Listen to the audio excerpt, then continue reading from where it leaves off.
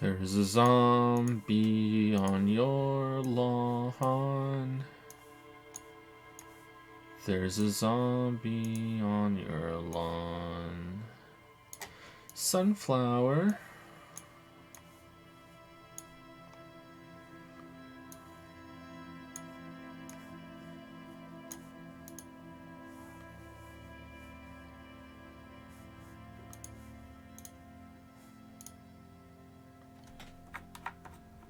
Turn it down. Too loud for me.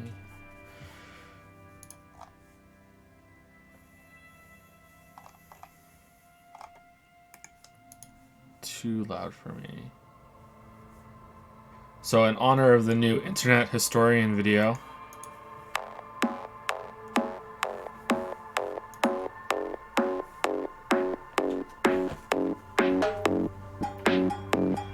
ooh, it cut out there a little second.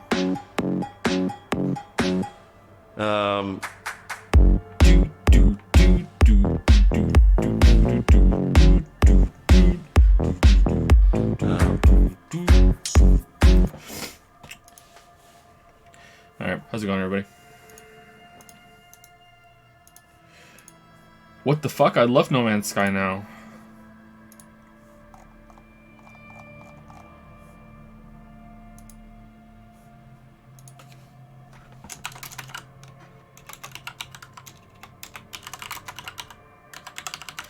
Picasso Presidium.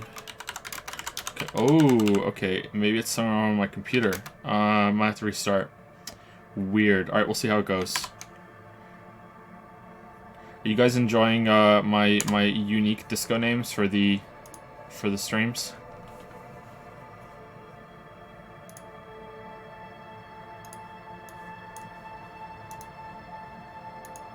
No.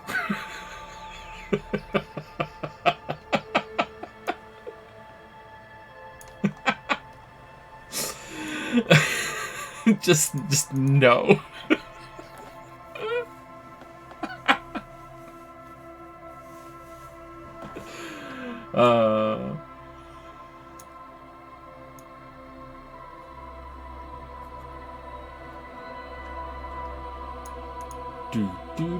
Okay, I feel like there's something wrong with the computer. Sorry, 1 second. Let me see.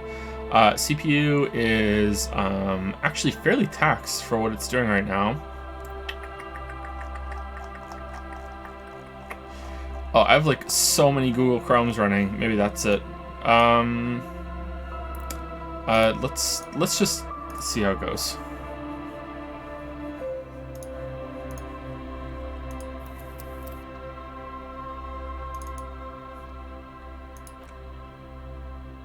Will this be updated to YouTube? I'm way behind on getting everything on YouTube. It will go on YouTube eventually, but I have just a week's work of worth just putting the Q&As up on YouTube. The other streams, not even more than that, but with all of the hooking the computers up and getting them to render and everything, or not hooking the computers up, I'm taking the computer's time up. You know, it'll be rendering for quite a while. I think there's probably 2 weeks worth of rendering to do to get chat and all of them. I might skip chat on some of them and just put them up.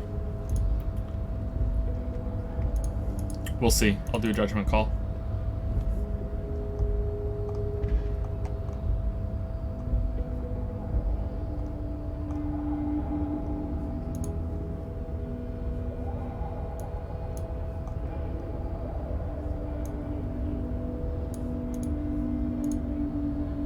Where's snowhalation intro, Jojo? Snowhalation?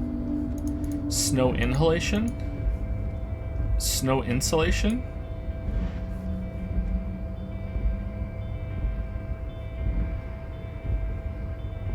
Hey Joe, just want to clarify since last Q&A that the puzzles in Zero Escape are a lot more fair than the Danganronpa 2 because they do not rely on you having information that the game itself hasn't provided or hinted. I think maybe the Danganronpa 2 does fall under that. It's just that you have to think about it a little more than I was thinking about it. I'm not sure, but that's good to know. I think someone else has said that to me.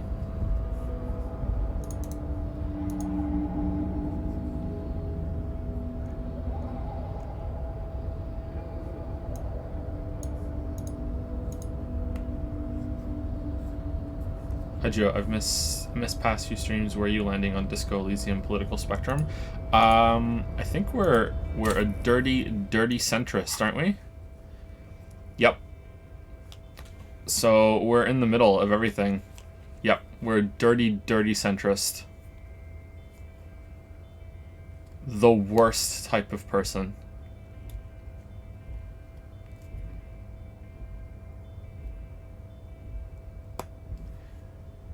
Hey Joe, I'm a VOD boy, but I got a gifted sub, so I want to shout out Snuggles and thank him for it. Aw, that is from Lou Elite. It's scrolled up. Shout out to Snuggles. Someone wants the calendar dad joke for today. So January 9th, Thursday. I have a friend who is obsessed with monorails. She really has a one-track mind. There we go, that's it. So then we have Friday, Saturday, and then Monday. So we'll have, and Tuesday, so we'll have 4 next stream, because we don't read these out on the Q&As.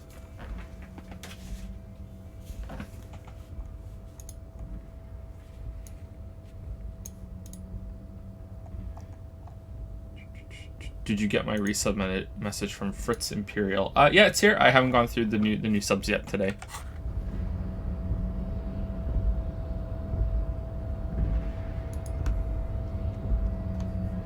Okay, so let's talk to this dude.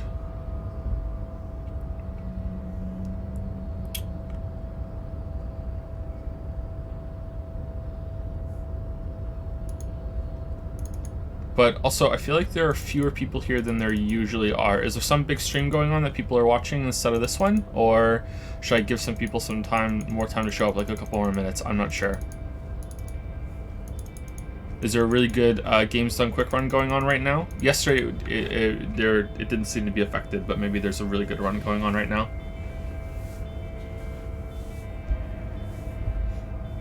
Maybe some people are just playing Monster Hunter World Iceborne now. They wouldn't be playing that shit game instead of watching me.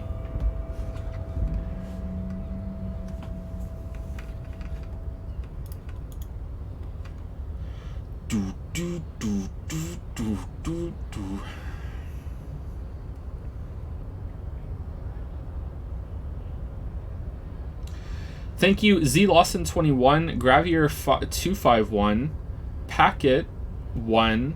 Longview Everest, that's a cool name. Clum JS and Asphaltus Tesla for subbing while the stream was down, or resubbing while the stream was down. Thank you very much. And thank you, Fritz Imperial, for 3-month resub since the stream started. Hey Joe, love the streams, but the politics of this game make me miss the days of capitalism ho. I also started streaming myself. What are you streaming, Fritz Imperial? What's your what have you launched your stream career with? Which game? You be playing Rest of Tier? Thank you very much for the message and the 3-month resub.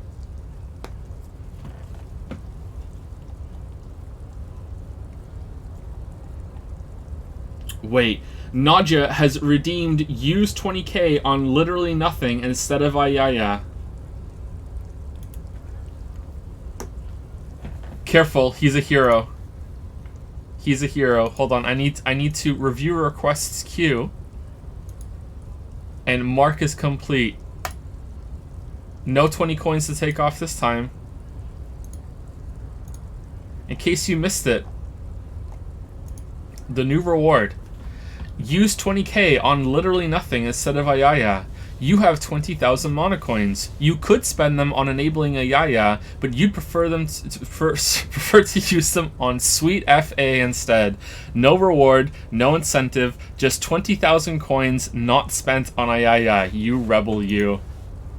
Nice. Good job, Nadja. Kathy Rain? Kathy Rain.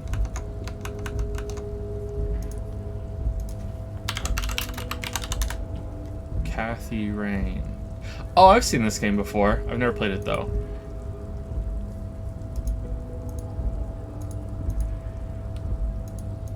How is Kathy Rain, Fritz Imperial?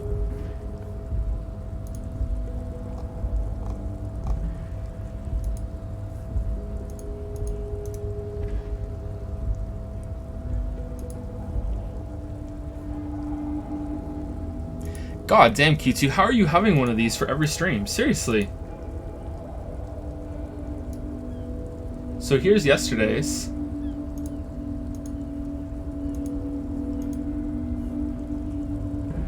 I think this one might be my favorite yet.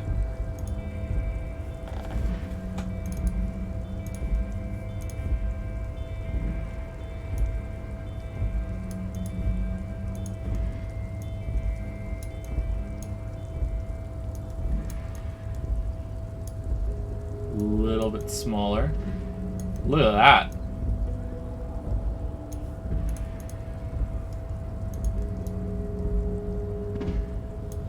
Art Cop Yusuke on the case.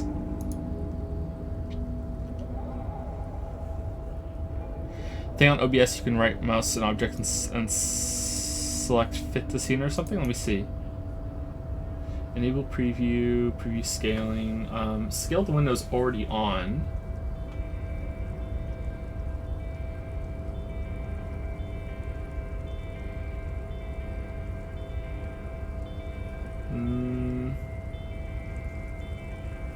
Fit to screen. Yeah, it's under transform. Yeah, you're right. Oh, that makes it... Oh, whoa, that's weird. Okay, that makes it have like a empty space around it is also part of the object. That's different. That's different. How is that showing up for you guys right now on the stream?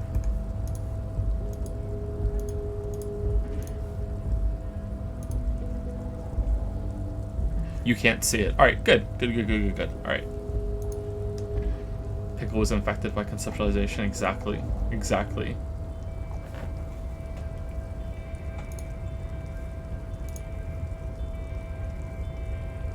The real art cop starts now. Thank you, Q2.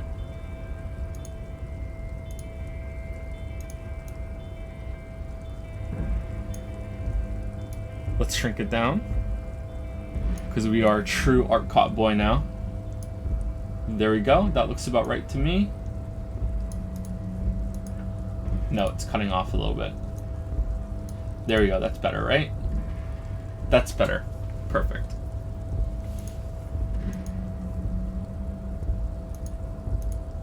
Perfect. Thank you for that. Wow, I'm tired. I just clicked on the stream to try and make like the screen window to try and to make the character move instead of opening the game.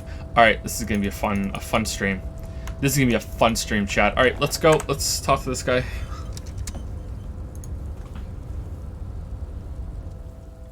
Your body betrays your degeneracy. All right. Yeah, Measurehead. His body totally betrays his degeneracy. The young woman at the giant's side agrees. Measurehead's babe. Say nothing, size them up first. What do you mean my body betrays my degeneracy? My body does not betray my degeneracy.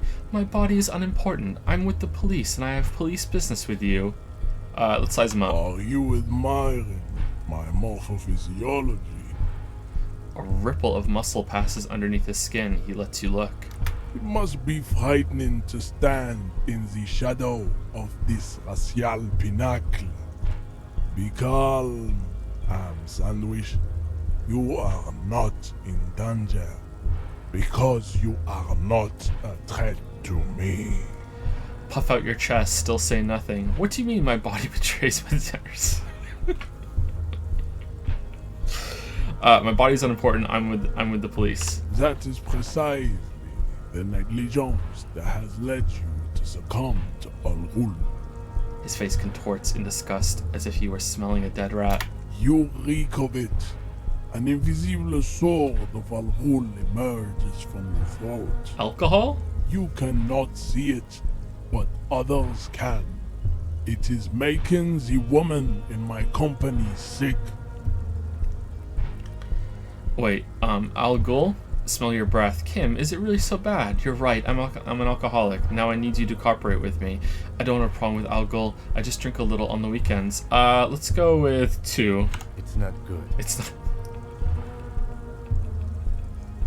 Have we not had a drink for 2 days? 2 days we haven't had a drink, and it's still that bad? It's like a rat crawled into your stomach, got drunk, and drowned. You're right, I'm an alcoholic. Now I need you to cooperate with me. No, you don't. You need to get another drink. Occidental Haplogroup B4 is done giving orders around here. The influence of the ham sandwich race is waning. The ham sandwich race?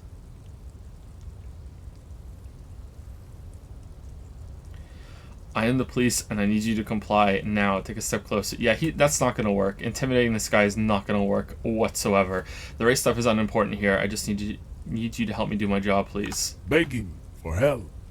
Attempting to pass fear for cooperation. How far the Occidental Haplogroup has fallen. You were once a noble and powerful race. You gave the world eugenics, electricity, and powerful weapons of war like missiles and aerostatic aircraft. You made great gains in metallurgy, race theory, and statecraft.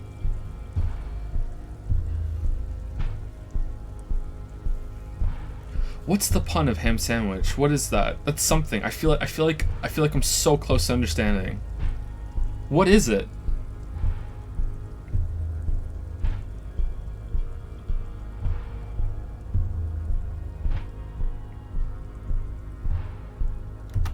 You dominated lesser cultures, like the deformed Hemians and the inexplicably potato-obsessed Quakers.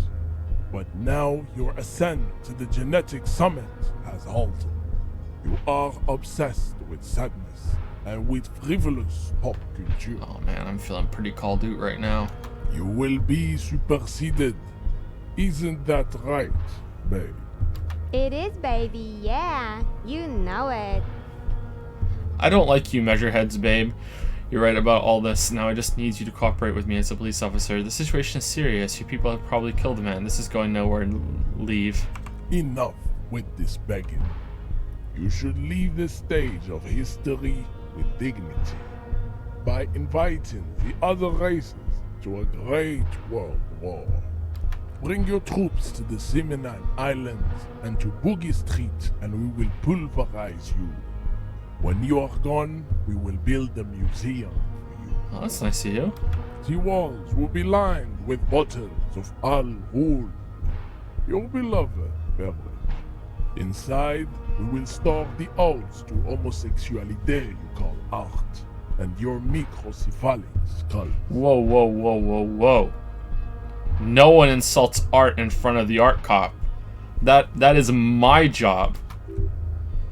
You could internalize Measurehead's race theory. It would enrich you rhetorically. I really don't want to. Right, good idea. Wouldn't that mean I have to become a Seminese supremacist myself? Well, yes. Why don't you want to be a Seminese supremacist? So, what if you're not Seminese? You can be anything. Everett told you to help us get the body down from the tree. Isn't Everett the union boss white? Know anything about this mug? Show him the mug. Why are you not with the Hardy Boys? What are those tattoos of yours supposed to mean? Conceptualization. Subscribe to his advanced race theory. Physical instrument. Formidable. Knock him out. 3% chance.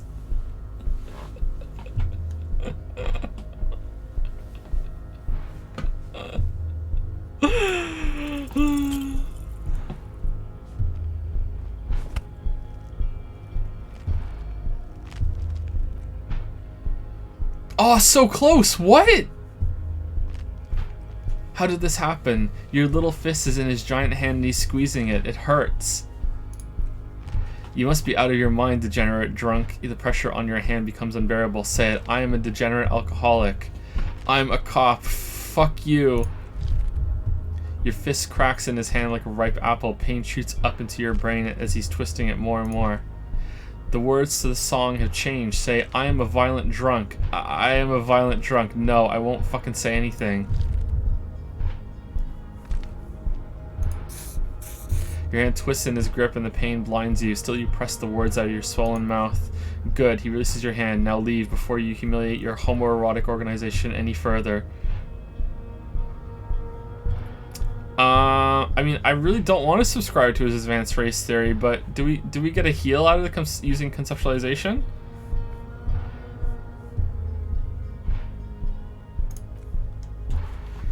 So it was, you surmounted the harbor wall in a display of athletic prowess to reach my superior, then had him give me an order. I salute your cunning, and I will remove the body from the tree with my bare hands.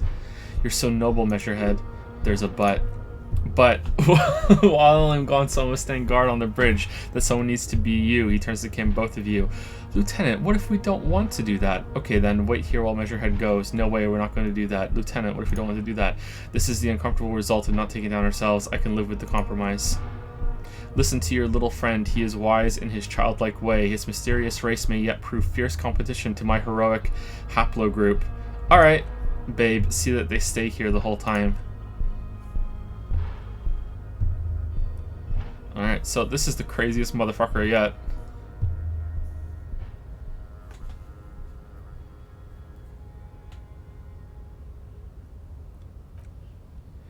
The woman's gaze follows Measurehead as he leaves. She turns to you. So you guys are like cops or something? Why are you with Measurehead? Yeah, we're the law around here. Apparently so. We're just trying to keep things from going to shit. Apparently so. Cool, I like men with guns and power. The woman twirls her hair. I'm Katya, by the way. You hear that? Lieutenant looks toward the yard. That sound. He's breaking something. Yeah, Jean-Luc must be really tearing it up over there. I wish I could see it. I also wish I could see it. Look at you, RCM Rent-A-Cops. A loud voice booms in from below, guarding that bridge like Everett's lapdogs. Is this where it's at now? The RCM is for sale? And who are you? The lieutenant fires back. What is your business here? Why are your clothes 4 sizes too small for you? I'll work with whoever I want. Yes, I am an unbelievably corrupt cop. I am corrupt every opportunity I get? Okay, that makes sense. That's none of your business. I'll work with whoever I want.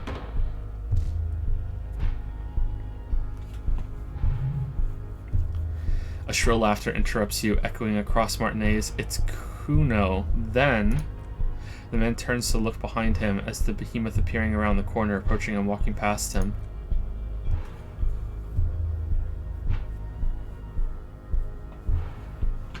Whoa, finish game.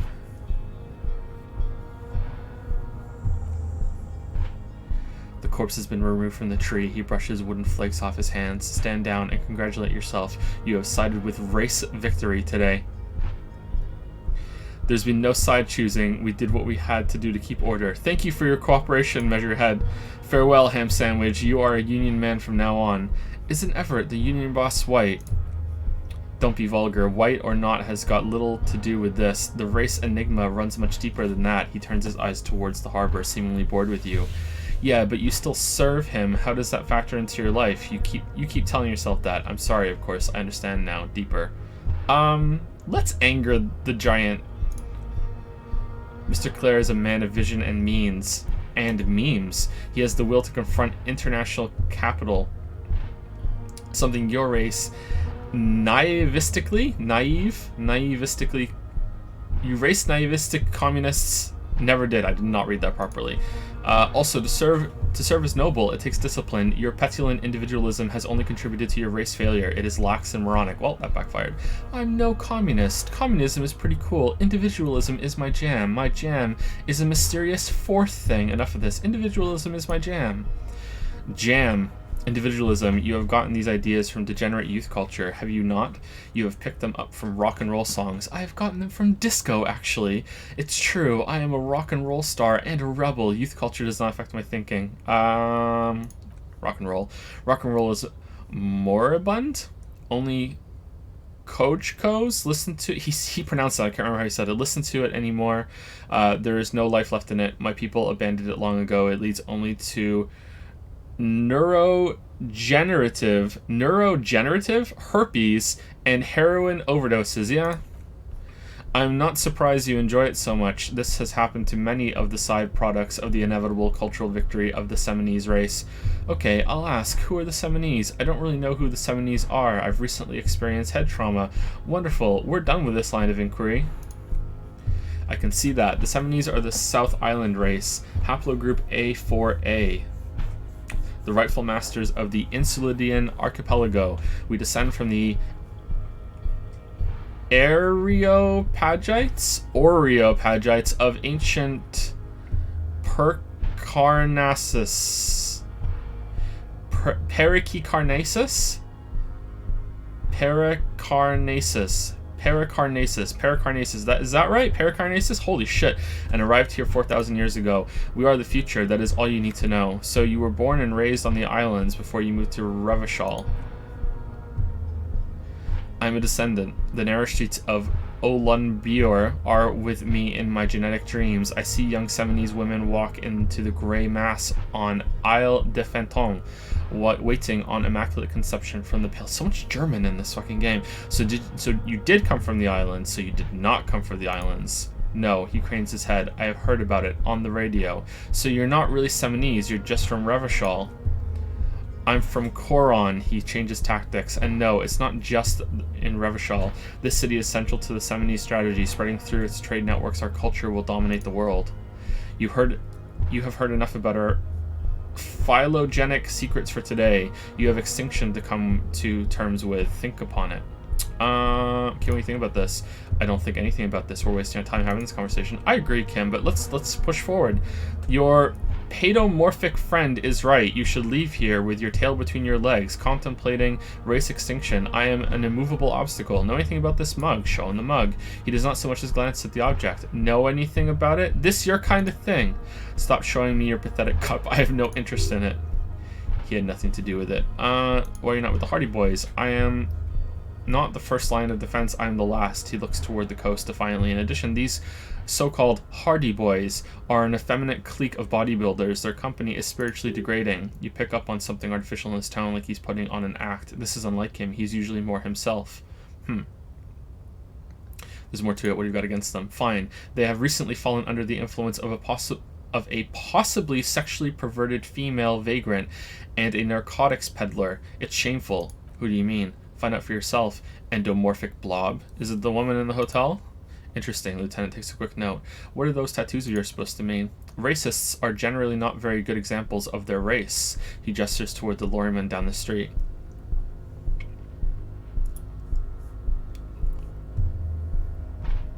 Kind of like that line. Welcome to Revachol, you hear him yell at a red-haired woman visiting the frit nearby. You must think redheads are immigrants. I am not like them. I am craniometric perfection. I have taken the trouble to permanently draw a phrenological grid on my skull and features. This should dispel any doubt. The drawings are precise and look true to their pseudoscientific ambitions. One thing, however, it is not entirely free of throwbacks in this phylogenic tree. His large jaw, for example, could be a trait indicative of criminalism. Also, his earlobes could be smaller. Are you sure? I mean, that jaw is clearly an atavistic stigmata. Your earlobes are too big. You sure I'm not craniometrically superior to you? You're right. That's craniometric perfection. My race does not stand a chance. Fuck it. That atavistic stigmata makes pussy say yes plenty. That's a line. Babe, thanks. The tattoos on his stone face briefly form a smile, but I got this. Physical instrument. Bested him in craniometrics. Nice, now we have an 8% chance. Eventually we'll get it. Finish game. Finish game.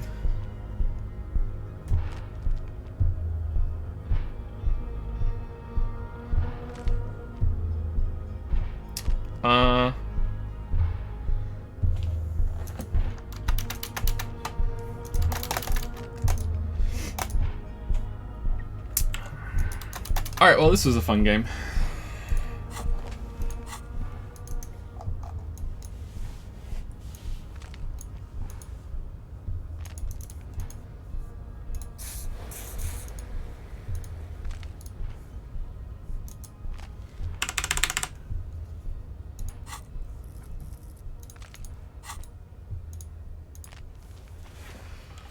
Oh, well, shit. Okay, so I can't reload without just completely turning it off.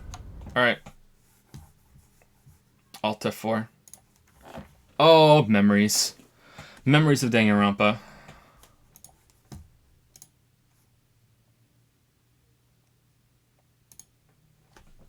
Um.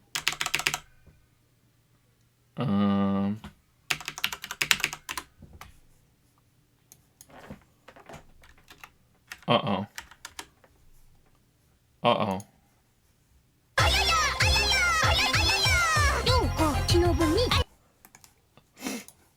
Don't worry, we're good.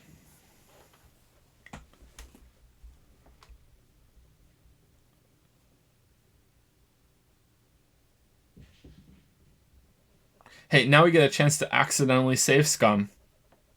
What's your opinion on the world building so far? Okay, so I like the world building, but I gotta be honest, and maybe this is like brainlet tier bullshit. I feel like it's too much. I feel like if you're not supposed to piece it together, you're not supposed to understand it, then it's fine. It's just kind of background noise. It's fine. I'm enjoying it, but I feel like it might be too much.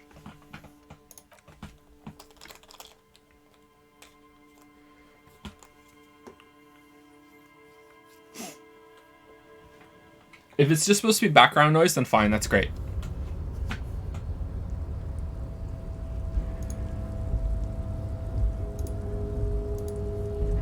It's really over the top, it's interesting, but I feel like it's too much, and then the names are just killing me. Apparently we have 2 dad joke book requests read aloud from Jenny the Bush and Silolis, so let's do that. Until we get soft locked again. Alright, so let's do page 69. First mate says, feeding the prisoners to the sharks isn't any fun. The captain replies, it is for the sharks. My mother told me I would never amount to anything because I procrastinate. I said, just wait. Why did the traffic light turn red? You would too if you had to change in the middle of the street.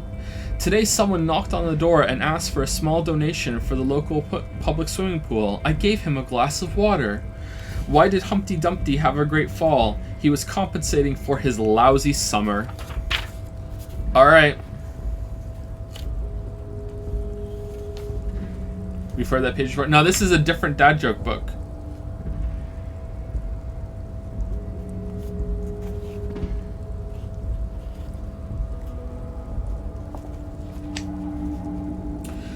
So that was for Jenny the Bush. These ones are for Siolis. What's the best kind of booze if you want to dance all night long? Wild twerky. I don't get that one. I swallowed my flute and I can't get it out. Thank goodness you weren't playing the piano. What kind of music did the Pilgrims listen to? Plymouth Rock.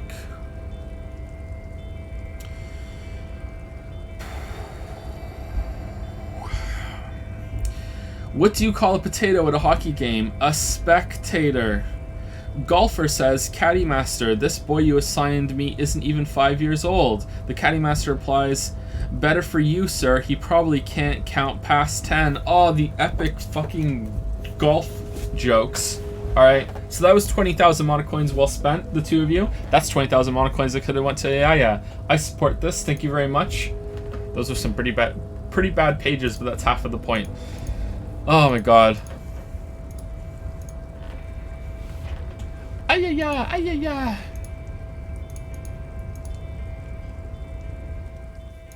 Your body, or you, it must be frightening to stand that you reek of it. And if you, no, you don't. You need begging for you get you will. It is, baby, yeah. You know it. Enough. Bring your wall. Okay, so if you weren't here, it crashed, so we're just going through the conversation again. Your beloved beverage. Inside, we will store the odes to Alright, so we hit this and we failed. And your microcephalic skulls.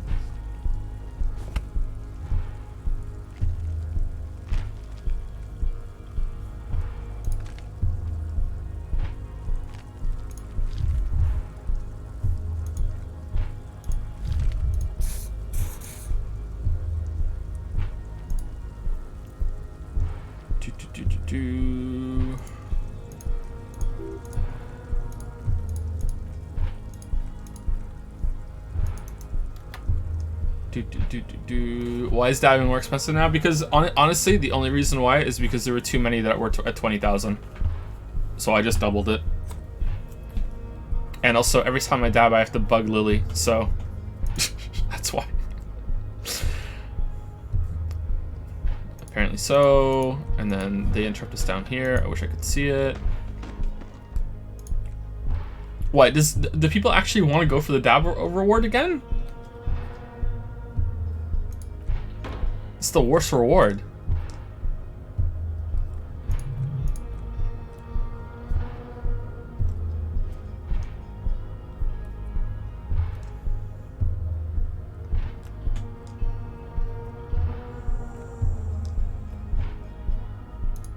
Thank you for cooperation. Isn't Everett white? I serve him. Blah, blah, blah, blah. Individualism is my jam. Rock and roll. Who are the Seminese? Oh, wait, that's not what I did I? Shit. So you did not come from the islands. You're just from Revachol. Kim, what do you think about this? Do you think about this mug?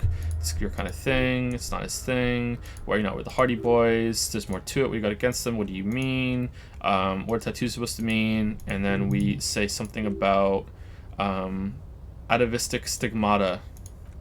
And then we can hit him again, but that makes it crash because we're not next to him for some reason. All right, so do we want to conceptualize? Does this unlock a thought and we don't have to use it? Fuck it, let's do it. Ask what kind of races are there first. Classification is core to the stuff. Measurehead, I am new to this world. Help me understand its races. I need to know what kind of different races are there. Do you? The lieutenant looks at you. I do. Whisper, this is for the thing. Yeah, this is for the thing. This is for the thing. What thing? We already got in the harbor. You just want to hear about races, don't you? You are obviously a liberal Seolite, the man tells him. A polyculturalist, I can see it from your love of microtechnology and your sartorial choices. Do not deny your friend the truth you have denied yourself. There are 3 categories of race. Type A, the heroic races. Type B, the servile races. And the vile CF race. Cauldron of pederasty? Which one do you need education on? Type A. Those are the Seminese, the Areopagite, Areopagite? I don't know how to say that word. And the Occidentals, excluding the Mon, of course. The Mon are riddled with eczema to the point where they find it impossible to smile. They are all lactose intolerant, a common result of inbreeding. A receding genetic pool has led the Mon on reprehensible street parades in Mon cities like Scannell and Vredfort, fucking hell, wearing wooden clogs on their feet and little green tassels on their hats. Wait, who exactly are the Mon? You know them by the names of their nation states. The Oranges, the Gotvaldians, and the Konigsteners. My people simply call them Mon. Mon is a derogative term for first world people of Gotvladian descent. They do not all have eczema. Also, people of Katla, like the Suru and Uhu, are much more lactose intolerant. The wooden clogs, though, in some municipalities of Orange, people do wear shoes made of wood to street parades. Green, orange, and even yellow tassels have also been seen on hats. The Mon are proof that you can have too much Occidental racial purity and tassel-centric culture.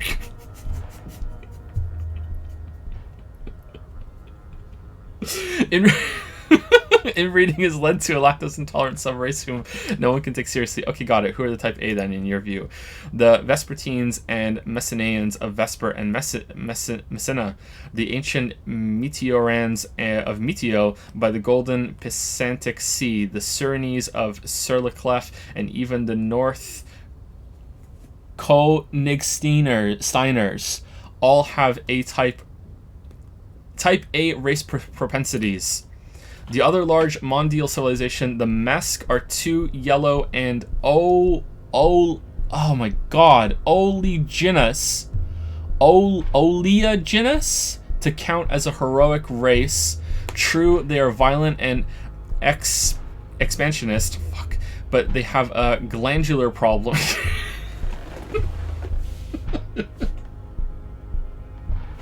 He draws his finger across his face. The fact that he's in all caps just makes it worse for some reason. I don't know why. The all caps is just like, what the fuck is this word? Overproduction of sebum. Sebum is leaking into their brains, making them listen to El Mariachi music and eat toxic mincemeat based food, which in turn only produces more sebum. And who are the Semines and Areopagites in this? As proven by the Mon and the Mesk, Occidental type A is in retrograde. The Semines and the Areopagite are on the ascent. Okay, I want to back out. I don't want to do this anymore. Let's continue receiving wisdom. I want to stop. The Areopagites are sleek, long-headed. The Semines are powerful, mesomorphic. The former is an immutable progenitor, unchanged since they're the super Iosla of the Perikinesis. Canadian? Ancient brains rest in their slender skulls. He falls silent, contemplating the beauty and the mystery. Then he continues. The latter is perfected and adapting. Together they form the Semeno-Areopagite, or the Semiopagite super race. That is all. There are no more type A races in the world. Alright, I want to unsubscribe to cat facts. No more racist facts. I want to unsubscribe to race facts. Nature was not capable of more. Alright, what about okay, type B. I guess we're committed. Type B are the unheroic races, amorphous non-competitors of the great race, the Kojkos and the Vacholiers. They are mud-colored people. Oh, God. Here we go. The Kojos of Grad, Yujo, Zemsk, Shest et al., or what you would call white officer in a suspect description. You said Kojos. I've been trained to identify them as white in official descriptions. Mud-colored. Yes, to an untrained eye, the Kojo appear white and pinkish, like a ham sandwich, but look into their eyes and you will see, he squints, full of sage wisdom, they are of an indistinct color, and so their skin, unhealthy, muddy, and ashen. Pinkness is a racial quality that has to be earned through centuries of advanced ballistic warfare and cultural domination that the Grad people have undergone for drinking al ghul and smoking the degenerate tabak herb, and for eating potato. The Kojko, the countless micro-nationalities of Grad, are all inexplicably obsessed with potat. The only thing they like more is dividing into microscopic ethno-states like political amoeba. I do care for a potato, I'm not gonna lie. Wouldn't he be one for ethno-states? You don't like ethno-states. They're microscopic. The Semeno-Areopagite superstate will cover the entire remaining planetary crust, uninterrupted from Holy Semenine to the boreal plateau of Katla. What's your YouTube channel, Measurehead? Let's subscribe. Its leaders will be the genetic epitome of the Seminese and Areopagite stock, elected by nature, not the base, inert spoilage called demos. You definitely have like 500,000 followers on Twitter. No doubt about it. And the Vacholiers you mentioned? Revacholians, halfway between Type A and the racial cauldron, too mixed to know right from wrong. You tried your degenerate little revolution, which was the single greatest failure committed by humans in our 82,000 year history on this planet. Is it 82,000 years that we've been recording history? You have very little idea of what is happening, but that seems a little off. I'm pretty sure history hasn't lasted that long. I've heard about this revolution. Mistakes were made, but it was the right stuff. You're wrong about it. That revolution was perpetrated by degenerate left-wing marauders, not all the people of Revachol. Go away, stupid political thoughts. What was this revolution? Fuck it, I'm pretty sure that's wrong.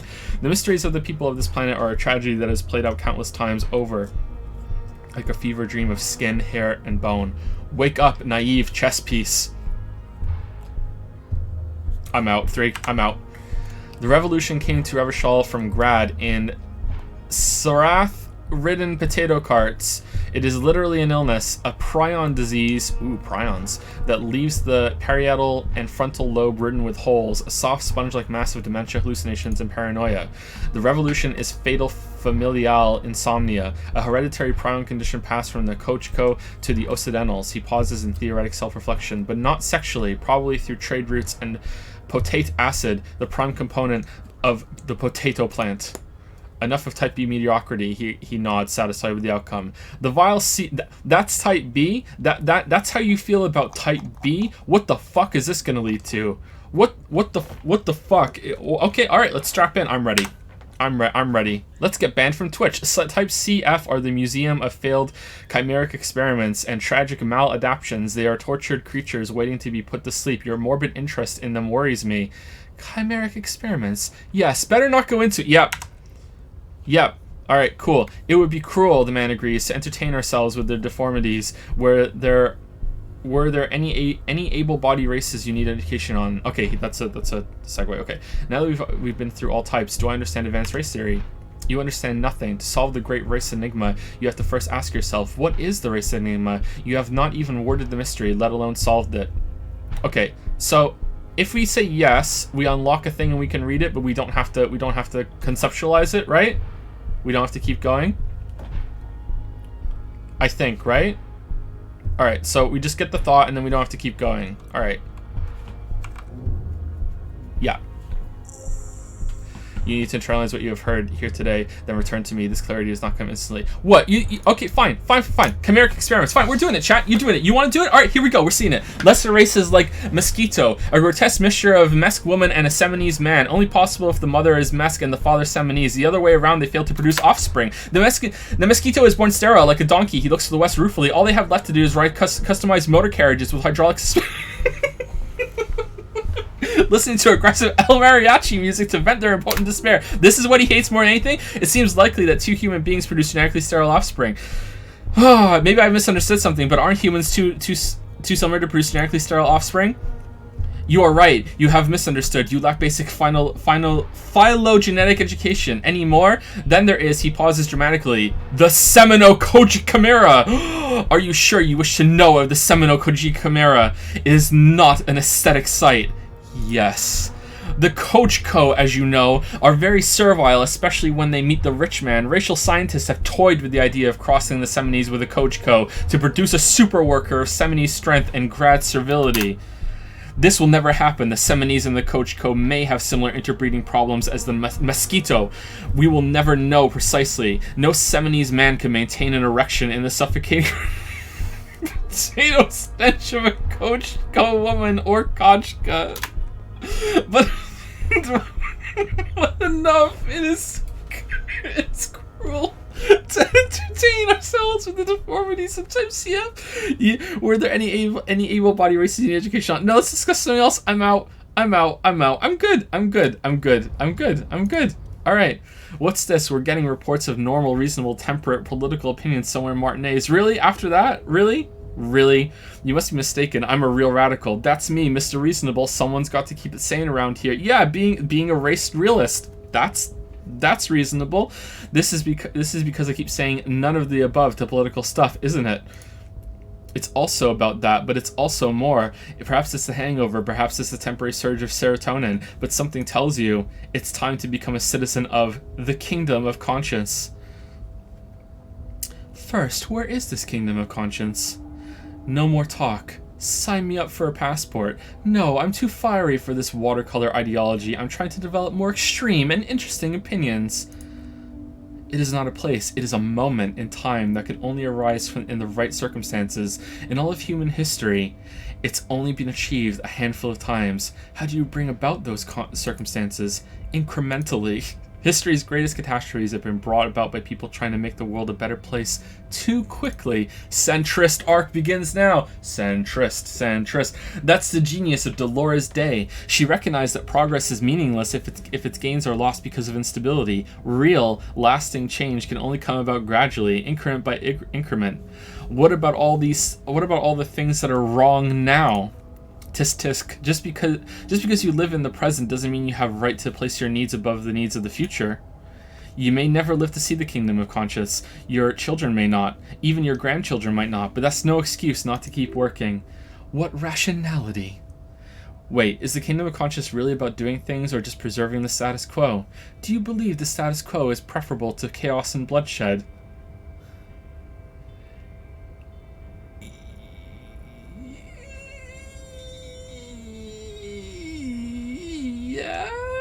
Oh no, I said yes. Oh no, I said yes. Wait, are we talking about the game or in real life?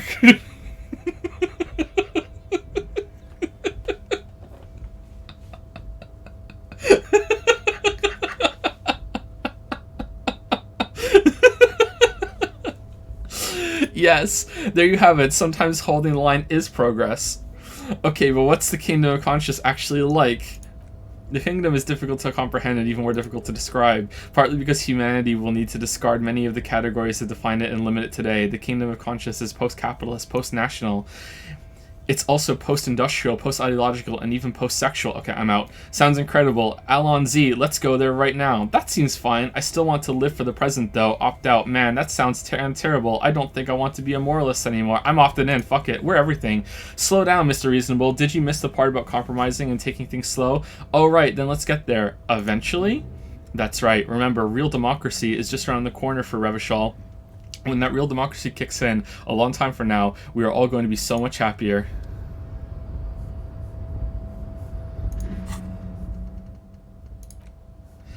Heartache is powerful, but democracy is subtle. Incrementally, you begin to notice a change in the weather. When it snows, the flakes are softer when they stick to your worry-worn forehead. When it rains, the rain is warmer. Democracy is coming to the administrative region. The ideals of DeLorean humanism are reinstating themselves. How can they not? These are the ideals of the Coalition and the Moralist International. Those guys are signal blue, and they're not only good, they're also powerful. What will it be like once their nuanced plans have been realized? Calm water. Okay, I don't think we're going to go for this, but I like having the thoughts. Advanced race theory. Drama. Fooled by the absurdity. That sounds about right. A massive fantastic racist swirls in your head. Desert pygmies playing with their own excrement. Coach juggling potatoes. Eczema-ridden Mons grinning and dancing on wooden clogs. Everyone is there. The whole race gang, plus some that you may have come up with yourself. The thieving sub-kips and the seal-like cast of fortunates hatching some kind of scheme. In the eye of this race Empyreon, what do Pokemon have to do with this? A vertigo reaching up to the heavens, you sense something drawing nearer. Nearer. Oh, man. Is that a William Butler Yeats reference? Holy shit. Just out of nowhere. Alright, what the fuck?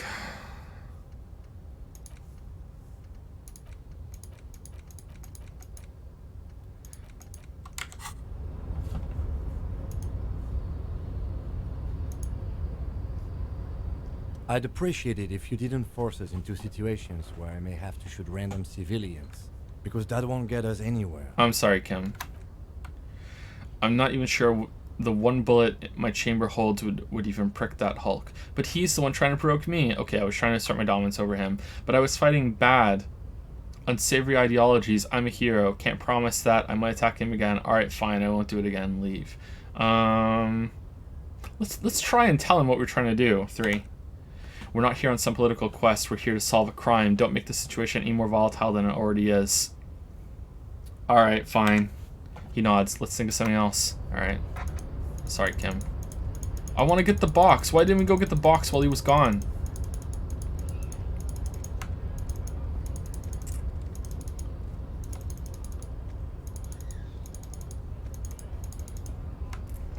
Who here reloaded until they got the punch on him? Step forward and be judged. One of you did. I know one of you did. I know one of you did.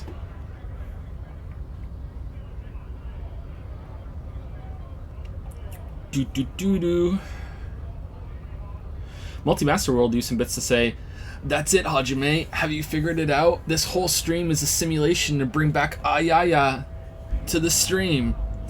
Isolated Spaceman has rediscovered for 8 months. Sorry if this has been asked too much, but have any plans for the game after Disco Elysium? Like what game we're going to play after Disco Elysium? At the rate that we're going, I think Disco Elysium is going to last until streaming comes back full time. After the Witcher video is done, I might take a week off from streams just to have like a break, like a complete break. We'll see. I haven't decided yet. So this might last us right until streaming comes back full time. We'll see. If it doesn't, then we'll just play like some Slay the Spire or some shit. Like we won't get into another game. Like we're not going to have time. So we'll see. Thank you, Pocket Starfish, for a bunch of bits. Ever consider trying to learn a speedrun on stream? Not world record or anything, just same order of magnitude. Yeah, I was thinking about trying, like, maybe speedrunning a Souls game or Celeste or Hollow Knight. I've thought about doing something like that, but I don't know if I would enjoy speedrunning a game. Like, I fuck around too much. I don't know. Like, maybe? I don't know. Maybe. I'd have to pick one that doesn't have anything that's too high octane bullshit, because I would get really frustrated. Like the Dark Souls run where you have a 25% chance of just losing every single run because you don't get a certain drop. Like, that would just drive me bananas. So I would have to pick one carefully. Birdie9862 has subscribed for the first time. Sorry I didn't see it until Birdie. We were into a conversation and it crashed and we restarted. Sorry about that. Hopefully you're still here. Thank you for the new sub prime. Welcome to the pickle jar, Birdie9862. Thank you, Data Dude, for the 23-month resub. Had to pop in and say hi since we're celebrating 23 months together. Hope the family is doing well. So hyped for the Witcher vids. Vids? More than one? Unless. Thank you, Data Dude. Thank you very much. I don't know if you're still here or not, but if you are, thank you so much. And if you watch the VOD, then maybe you'll get here and you'll hear me say thank you. Thank you, Data Dude. Puckered Starfish uses 100 bits. Unless is 2 letters away from useless. Wait. Unless... You're right, it is. Thank you, Revolutionary Artillery. Fitting for this game. Thank you for the 13-month resub. Thank you very much. Puckered Starfish used another 100 bits to say, I feel as though the intention is for no one to be able to see all on the first or fifth run. It's supposed to be pieced together in multiple playthroughs. Yeah, I think so too. I feel like it's right now, parts of it are impenetrable to me, and I don't, it's not entirely frustrating. It's somewhat frustrating, and I don't know how I should be feeling. I don't know what's me being dumb, and that's the thing. When it gets like that, it almost like it fosters this attitude of like, don't even really think all that much about what you're going through. It's like, oh, just let it wash all over you, and maybe that's the intention. Maybe I just need to let go and just be like, okay, just experience it just like a stream of consciousness the whole way through, very postmodernist of it, and then on second, third, fourth, fifth, 10th playthroughs you piece it together more and more and more, maybe. But on the first time through, it's kind of like I want to struggle against it, you know what I mean? Because I don't understand, and I think that's a natural reaction, but it's definitely not criticism. Thank you, the Angry Android. That's a great name for the 213 sub. Do you like the song by Radiohead? That's one of my favorite songs. Thank you, Angry Android. Thank you, username Limbo, for the new sub prime. Welcome to Prime Time. That's a good name. I like that one. Username Limbo. Welcome. Thank you, Color Plant, for the 10-month resub. Thank you very much. Thank you, Sinomumi, for the 3-month resub. Sinomumi. Hopefully one of those. Thank you. And last on my list are Jaffin Hauer for the 4-month resub. Hey, finally catching a stream again. Here's to the 4th month in the Trash Chan Temple. Yay! Oh man, 4 months in the Trash Chan Temple. I'm jealous. A temple of Trash Chan, nice. And thank you, Royal Grey, for the 5-month resub with a pickle. 5 months in Paw Patrol. Thank you, Royal Grey. Thank you very much. Okay, should we talk to this guy or should we move on? Let's talk to this guy, because he's been here for a while. Nice aggression with the native. Don't let the chief fool you next time. You don't need to be up in his face. Leave yourself space to move. Not bad advice, actually. This might do the trick. Let's talk about our right to work. Physical instrument. What about it, your right Here to work? Fuck with us? Beat the honest worker down? Why should I? We're here to fight for a cause. Stripes usually have problems with people who have causes. Oh, then yes. Okay, then I'm thinking no. Good. We're fighting for a cause here. Right to work. Right to work. Besides, we're not that different. It helps the people see us talking. Cops and strikebreakers together. Shows authorities are on our side. Builds confidence. I'll be going now. Yeah, alright. Time to head up on the dusty trail. Let's not open the can of worms. Okay, who's this guy? Are you a conversation or just a... Welcome to Revachol. He's literally racist lorry driver. That's his name. Racist lorry driver. Hi, racist lorry driver. The remark isn't addressed to you, it's addressed at Kim. Why are you addressing my partner like that? Hey, I know Revachol. That's where we are. Don't you welcome to Revachol me. My grandfather came here from a 3,000-year-old racist isolationist culture, while your ancestors came to this island a mere 300 years ago. All right, let's have a fight. Every school of thought and government has failed in the city, but I love it nonetheless. It belongs to me as much as it belongs to you. You tell him. It's men like you who keep Revachol divided, making it that much harder for everyone to climb out of this post-war limbo. Soldier Kim, tell him. What he means is fixation on the Revacholian nation makes it harder for Revachol to actually attain self-determination. He's right, you're undermining our best shot at real self-determination. Stop ripping into this guy. He's just really proud of being Revacholian. So we are in a limbo, number one. Oh, come on, man. I just said welcome to Revachol. It's a lorry driver thing. Yeah, but your name is racist lorry driver. I know exactly what you meant. You think my kind doesn't belong here, that I should watch myself and behave. What happened? Interruption. Hey Finn, what's up? And since he's not feeling very well, he wanted a hug from you. You're not feeling very well, why not? I think I'm going for a walk. You think you're gonna throw up? Yes. Okay. Are you gonna throw up out of your mouth or out of your butt? I want my mouth. You're gonna throw up out of your mouth. Okay, give me a hug. Give me a hug.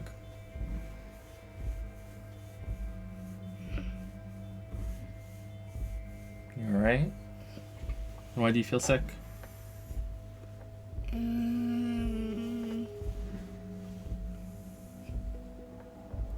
don't know. You seem fine to me. No. No? No? You've been playing Yoshi game? Did you beat the castle? What castle? The castle in Yoshi game, did you beat it? Is Super Mario Wii? Yeah. What castle? There's a castle. You were playing a castle when I saw you. He's playing Yoshi's Island, right? Yeah, you were playing Yoshi's Island, and you were beating a castle, right?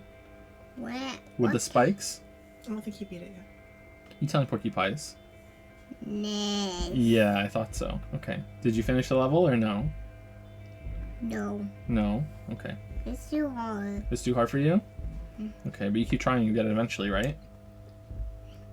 I can get into Pikey Red Doors. Yeah, you can get into the spiky red doors. Why? Because that's how you get to the end. No. No. I had a female. Oh, she had to fight a monster first. Yeah. Can you fight the monster? With eggs. With eggs, yeah. Can you do it? Yes. Can you beat the monster? Yes. You say, go away, monster. Go away, monster. Okay. You feeling better now? I missed it. A little bit better? Okay. Why don't you go drink some water? Okay. Let's go have a drink. Give Daddy a hug. Go drink some water, okay? I want to drink some water up here. No, you can't be up here right now, okay? Why? Because Daddy's working. And this is a really boring game, alright? No. It is. You wouldn't like this game. I like this game. No, you wouldn't like this game. Yes, I do like this game. Okay, say Disco Elysium. No. Exactly. Alright. Alright, I'll see you soon, okay? I'll beat that level for you later, okay? Sound good? I want. The castle level, I'll do it for you, okay? Sound good? Yes. Okay. Thank you. I'll see you soon. She's there. It's hot, okay? Thanks. Do you want me to carry you?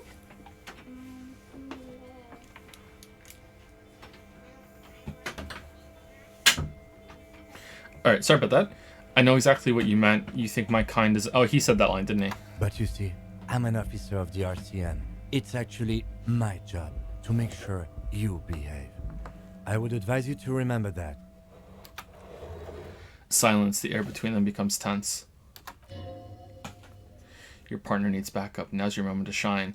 Fucking A, Kim. I've got your back. Give the lieutenant a punch on the shoulder. I think we all learned something here.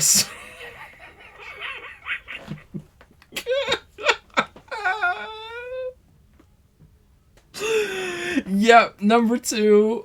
Number 2. I haven't learned anything I didn't know before. The lorryman shakes his head with indignation. Lieutenant exhales and resumes his regular calmness. Now that's settled, we have a couple of questions. Whatever you say, officers. He waits impassively, cigarette smoldering between his fingers. He smells of heavy motor oils and his breath of high tar content cigarettes, probably Astra Whites. I found this mug in the trash. Show it to the man. Yours? He stares at the yellow man mug, then suddenly he explodes. Ha ha ha ha ha ha. Oh man, that's great. Look at that guy go. Haven't seen anything that funny in a while. Is it yours? God damn, he wipes the tears from his eyes. Thanks for that, but no, it's not mine. He doesn't live in Martinez. What was that argument all about? What are you hauling? You're a lorryman, right? What's your stance on drugs? What are you hauling? Not much anymore. I'm here to pick up some cargo, but the dock workers are on strike, so it's a sit and wait on your ass situation. Wait, how long has this been going on then? What kind of cargo are you supposed to pick up? Apples. Apples is exactly the kind of thing you'd say if you had something to hide. Sell apples? Yeah, apples. I take it you had other questions? Oh man, I wanted to sounds like a cover story to me. Look, Ace Detective, I come from a long line of lorrymen. Really? We got ancient rights and privileges. Really? He loses patience for explaining it. I'm here to pick up a load of fucking apples, man. Just regular Coachco picked apples. Coachco may be another derogative for a person from Grad, you think. Oh, so they grow apples in Grad? Yep, it's one of their main exports. They grow them down south. Down south, Yekokata, a beautiful place, got great scenic vistas. In fact, Yekokata is a desolate wasteland whose name literally translates to Zone of Ecological Catastrophe. It features no scenic vistas and supports virtually no plant or animal life. Let's go with that one. Yeah, says who? It's literally in the name, Zone of Ecological Catastrophe. The lorry driver glares at you intently, then shrugs. Then I guess they grow apples. Whoa, a dumb racist? Wow. Then I guess they grow apples somewhere else. You can never really tell with those Coachcos. They're everywhere, except their own homes. You keep saying Coachcos. What does that actually mean? He means the people living in Grad. Yeah, you know, Gradniks, Gradvolk, those degenerates from Grad. Okay, but why the word Coachco? Because that's what they're called. They're all called. Coachco, Pitjik, Laszlo, Coachco, someone, low self-esteem those guys have. Mind you, they look Occidental, but they're not really like us. Okay, so it's an ethnic slur. Hey, if the name and description fit by the very grace of nature, who am I to say otherwise? So, can I see the apples? Did you miss the part where I said they aren't here yet? Besides, even if I did have some, I wouldn't go putting my nose in them. He looks at you with a strange glint in his eyes. Relax, you've got all you can get here. He probably doesn't even know what he's hauling, even if it is something unsavory, so he'd remain unaccountable. Let's go. I don't want to talk to this guy anymore. I want to see the body down from the tree.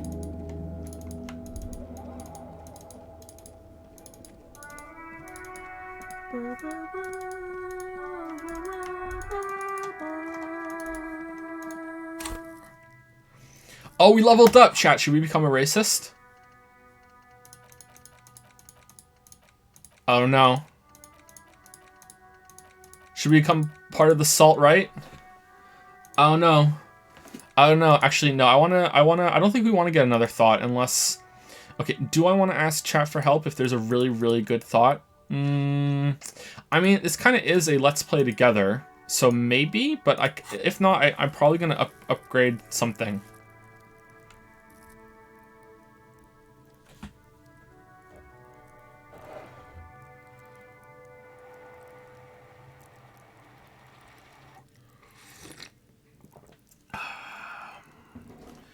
Masovian social economics is good. What would we get? Is there something that we need to try and get through? Tasks.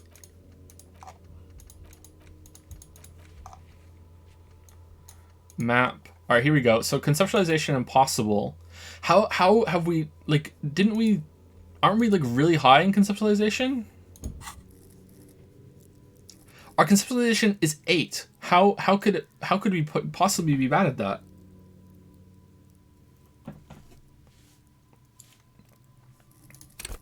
Conceptualization is pretty good for getting us more skill points if we succeed, right? So that can snowball. Let's do that. Conceptualization. All right. All right. Let's go see if we can do the art wall now. We're never investigating this body. Never ever. Oh, because later they call us a cuckapoo. Enormous bowls worthy of a real man.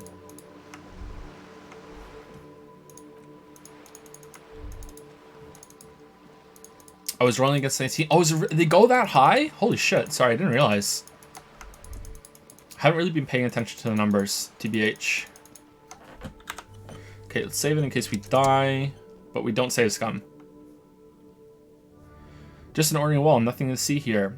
You have a keen aesthetic sensibility. Cindy's artistic impulses are infectious. Alright, there's no way we're losing a 72. There's no way. What is this, XCOM? There's no way. Called it. Because you see it, finally. This wall is sublime. Look at it, the shadows, the colors.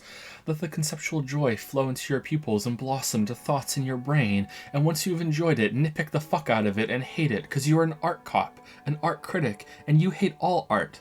Because you can't make art yourself and you're frustrated and need to take it out on the world. All the other walls on all the other houses must make a pilgrimage in adoration of this, the uncontested pinnacle of wall craft. Color peeled from the very face of God. More! Oh, wall father! Kim, I must paint this wall. Add even more beauty to it. Oh, fuck we are, Yusuke. Huh? He sounds tired of it all. Cindy the skull has all the necessary materials. Talk to her. First, I know you're tired, Kim, but take another look at this wall. Draw nourishment from its beauty. I must talk to Cindy, get the necessary materials from her. Sure. The lieutenant looks up at the wall reluctantly, then back at you. He sighs and adds a resigned tone, and then adds in a resigned tone, if you must. Why does Kim just go along with this shit?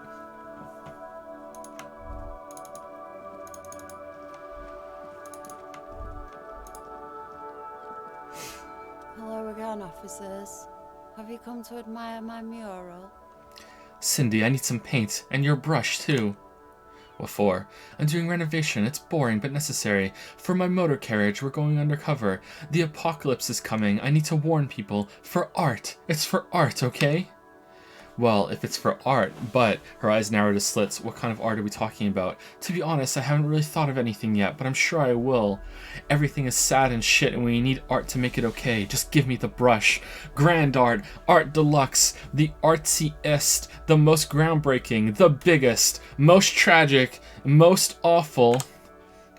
Sounds like you're just about to live out your self-pity, not make a statement. I can't have shit art on my conscience. Cool, no brush then, not a problem. You'll see. You will all see and tremble. To crush a man's dreams like that, I hope you're happy. There, Piggy, she says in mock compassion. I guess art just isn't really you, because you suck in life and in everything. Impossible. Attempt to explain your artistic intentions. This is a red trek. It cannot be retried. But we must live. We must live. We have to live. We have to live. How can we not take a chance? How can we not take a chance? Shit, they do say the painter always paints his own portrait. I'm going to paint a self-portrait of, but sort of, you know, from the inside to show people what it's like. Man, that's lame. That's pretty fucked up even for you, Piggo. Stop belittling me, Cindy. What if I add some interpretive dance? Okay, I won't do that. Please just give me some paint and a brush. I need to do some art. You're a real sad sack, you know? You know that? Go ahead then. She drops her paintbrush into the puddle below. Art it up. Just try not to hurt yourself. And no self-portraits. Thanks, Cindy. Pick up the brush. Oh, but I'm all out of fuel oil. Fuel? He looks at the paint dripping down the wall, then back at her, struck by a sudden realization. That wasn't paint, it was heavy fuel oil, marked red for use by government vehicles. What do you think I was using? Aquarels? You know what you should be able to find... You know what you should be able to find in your government-issued vehicle? Red dyed heavy fuel oil. Can't I just use paint? Right on, no way I'm selling for paint, if even children are painting with fuel oil. Can't I use paint? Are you kidding me? Fuel oil is so much cooler. No way you're disfiguring that beautiful wall with something as pedestrian as ordinary paint. Hey Kim, do you think you could lend me some of your fuel oil? Kim, my friend, would you be willing to sacrifice some of your fuel oil for art? My fuel oil is for my kinema. Use your own fuel if you're unable to contain your artistic impulses, but please leave my kinema out of it. Catch you later, Cindy. Leave. Alright, so where are we getting our fuel oil?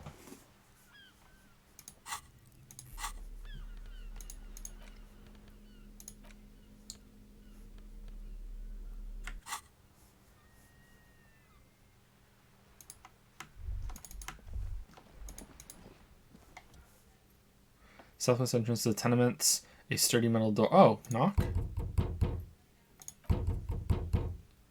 The door rattles again, but this time you hear an elderly woman's voice calling her from inside. Stop banging on the door. I'm not letting any more strangers inside. Hold on, who am I speaking It to? don't matter who I am.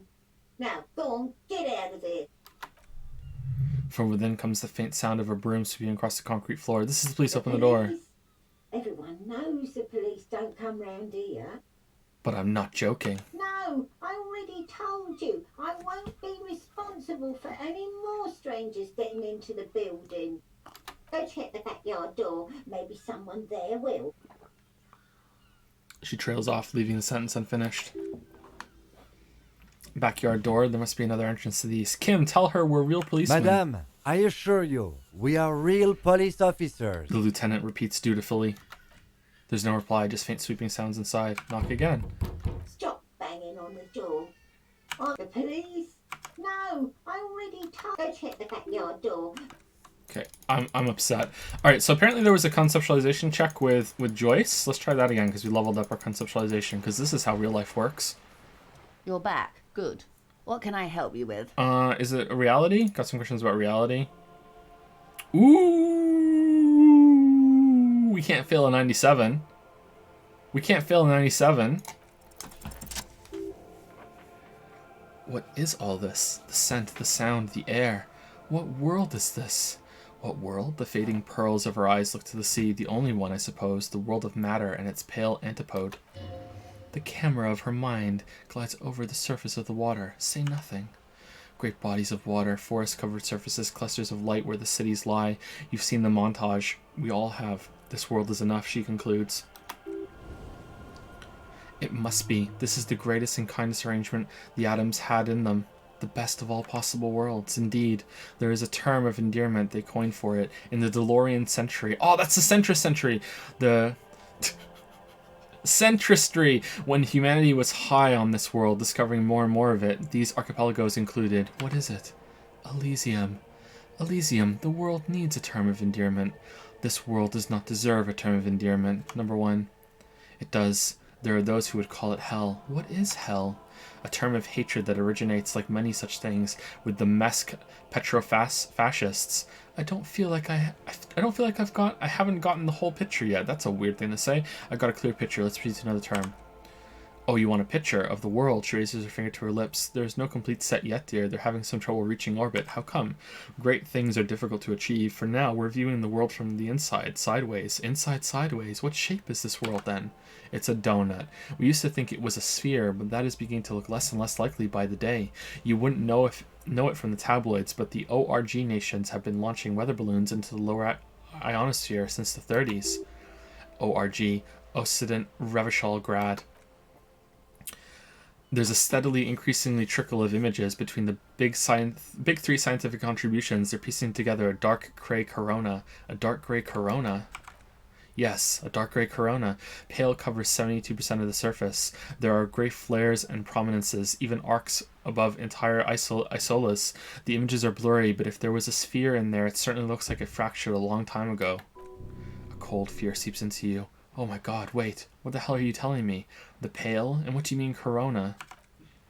You seem to be spooked. Please don't be. Her voice becomes homely calm. She lets a moment pass. The pale? What do you mean corona? They say there is a rarefied envelope of matter surrounding the darkened disk of our planet. That is, if we are still living on a planet. Or to speak more plainly, imagine vast swaths of land disrupted by nothingness. I'm sorry, dear, she looks around. It must sound quite terrifying, though, through the acute encephalopathy? Encephalopathy? One of those three. Even scientific positivism isn't entirely convinced about what we're dealing with here.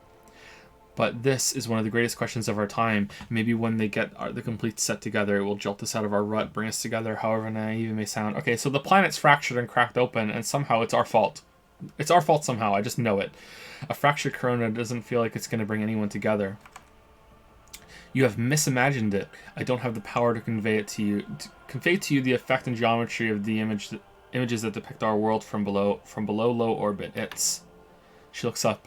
It's like the crowning of the world. It's insane. Very disco. You'd love it. Well, if you say it's disco. See? Everyone finds something worth holding on to in this world, however wasted its opportunities.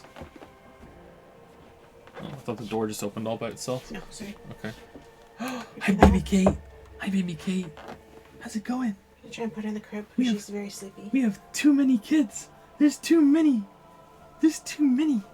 Multitasking. Put her in the crib. He sleeps a bit better now. Does he? Okay.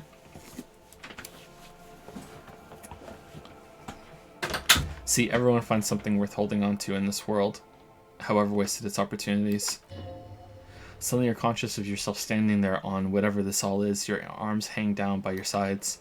The lieutenant observes you both silently. He adjusts his glasses. Alright, that was probably the most interesting thing so far. You said pale. What is pale? The pale is not technically speaking part of reality. Yes, Lieutenant looks at his watch. Also, I think we've had enough excitement for today. Remember, we have a cadaver to attend to. Of course, Lieutenant. She bows and turns to you. Let's try something else. I don't want to. I want to know what the pale is. I don't think your colleague would appreciate that. He has already been so patient with this whole exercise. Let's continue with something else, alright? She leans against the railing. You can ask about anything else in the world, anything. Alright, we have to come back without Kim and probably seduce her. I've played enough video games to know. Ask Kim to step away while you discuss the pale. No! Is what you want to do, but should you? He expressly stated you shouldn't hear about it. What if it renders you mad or catatonic or makes you lose your memory again? Yes, she's waiting for another term. Alright, let's do Esprit de Corps. No way we're gonna fail 2 in a row, right? It's impossible. I know math, and I know failing a 70% check and then a 42% check in a row, like that's impossible. It's not possible. See, exactly. 6 kilometers southwest in the Valley of Dogs, Senior Officer Chad Tilbrook takes aim at a rabid black dog licking its wounds in the grass. To his left, his partner Emile Mullins whispers, "You heard what happened to Tequila Sunset in Martinez?" "Yes, he lost his mind," Tilbrook answers, finger on the trigger. "Don't worry, Emil." Or Emile. He pulls on it slowly now. He'll find it again. "We always do." "What am I?" "You? You are an officer of the RCM," she says energetically. "The Revachol Citizens Militia?" "Precisamundo." "Good. And what is the Revachol Citizens Militia?" "Nothing more nor less than the de facto law enforcement body of post-revolutionary Revachol, detective." "Yes," Lieutenant steps in to make a gesture encompassing you both. "We are the Revachol Citizens Militia." He's being sarcastic. "You said de facto." "Yes, that means not de jure. The RCM acts in what is poetically called the twilight of international law, both at the behest of the coalition government and to its chagrin." "What do you mean?" "The RCM's responsibilities are defined by the Emergency, Wayfarer, and Aliments Acts? Not ailments. Aliments Acts. 3 pieces of legislation keeping the city in, let's be honest, laissez-faire stasis to the benefit of foreign capital. More fucking German. All 3 are good to know. The lieutenant looks up from his notes. "When we're out policing, so I'm basically a lackey of the capital. So I'm basically a thrall to foreign interests. So I'm basically one of the good guys. So I'm basically going to avoid the subject and ask the next question in this line of inquiry. So I'm basically a thrall of foreign interests. There's nothing basic about your role, detective. It's true that the RCM keeps everything the way our seemingly permanent provisional rulers like it." She leans in. "Yet on the other hand, I know these people. I deal with them daily. Let me tell you, dear, they are not fans of you. Why? The post-revolutionary decade was a disaster for the coalition government. Revachol in the 20s was hell, especially on the west side of the river. Gang warfare, botched privatization scheme, nuclear pile meltdown." Okay, I gotta say, I'm surprised that, like, so far I feel like the company representative is a lot more personable, a lot nicer. I like this person a lot more than the union boss. For a game that's so politically charged, like, I'm intrigued by that.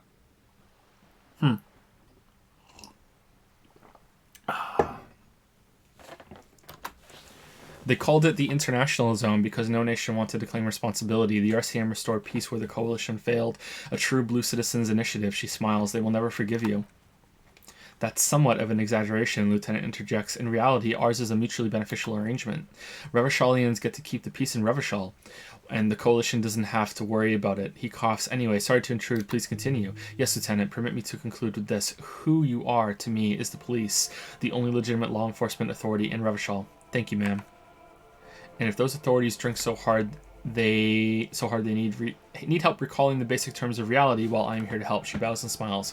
Okay, so this is a lot of shit. Let's come back later when Kim's gone, and we will let's do Everett Claire, and we'll do this later when shit, I wish it stayed highlighted so I know which one to come back to next time. Maybe it's reality. Let's talk about Everett Claire. You have, she smiles carefully. And how did you like Mr. Claire? I didn't. He's a beautiful man, beautiful and just. Everett Claire is the hero of the workers' movement. He is the champion I've sworn fealty to. He's a bloated rainbow socialist. I can do business with him. For a socialist, he's reasonable. He's not the champion I have chosen. I wish to swear fealty to you and the cause of capital. I have feeling the international community does not approve of him. It's not important if I liked him. I was doing my job. I didn't. Oh, come on now. He has his uses. How else would he have stayed in power all these years? Or wait, actually, she answers her own question. He made me sit in a really uncomfortable chair and I almost died of chair. He almost killed me with a chair. Corruption, that's how he's done it. Fantastic worm-like corruption reaching into the bowels of the earth. She looks at the ground and nods. The position of my unusual colleague does not reflect official policy. I hope you understand. The RCM does not pick sides. I do, of course, and I don't expect you to share anything he told you with me. I am not a corrupt worm myself. She turns to you, however, if you felt like discussing something. How could I stop you? Are we not human? Are we not curious to hear another person's take? It's only natural. We would only be, she smiles, gossiping. Intellectually speaking, it would be quite interesting to hear what she has to say about these things. Mr. Everard is helping me find my gun. Oh, her eyes become large and round. That's so helpful of him. The lieutenant looks at you and you can swear his jaw muscle is trembling. When I said be wacky, I didn't mean wildly, grossly irresponsible and damaging to the RCM. Unconventional police officers sometimes lose their guns. Then they then go around and tell people about this to gauge their reactions. It's all part of detecting.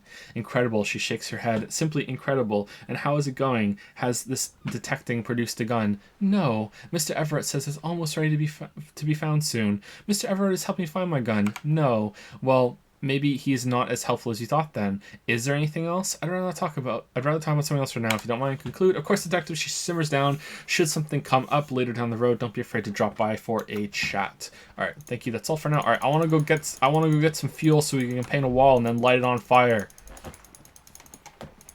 Let's make the world's first pyromaniac painting. Alright, is it gonna tell me where to get it from if I try to paint? Nope. Oh, we never talked to this person. Oh, wait, I think we did, didn't we?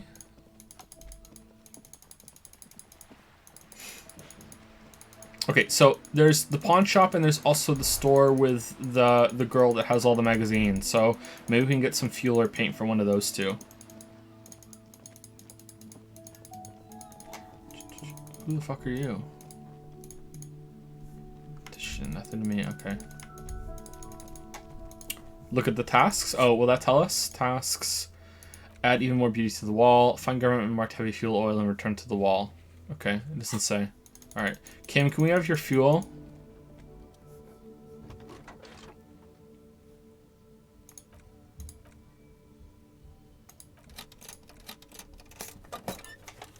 No.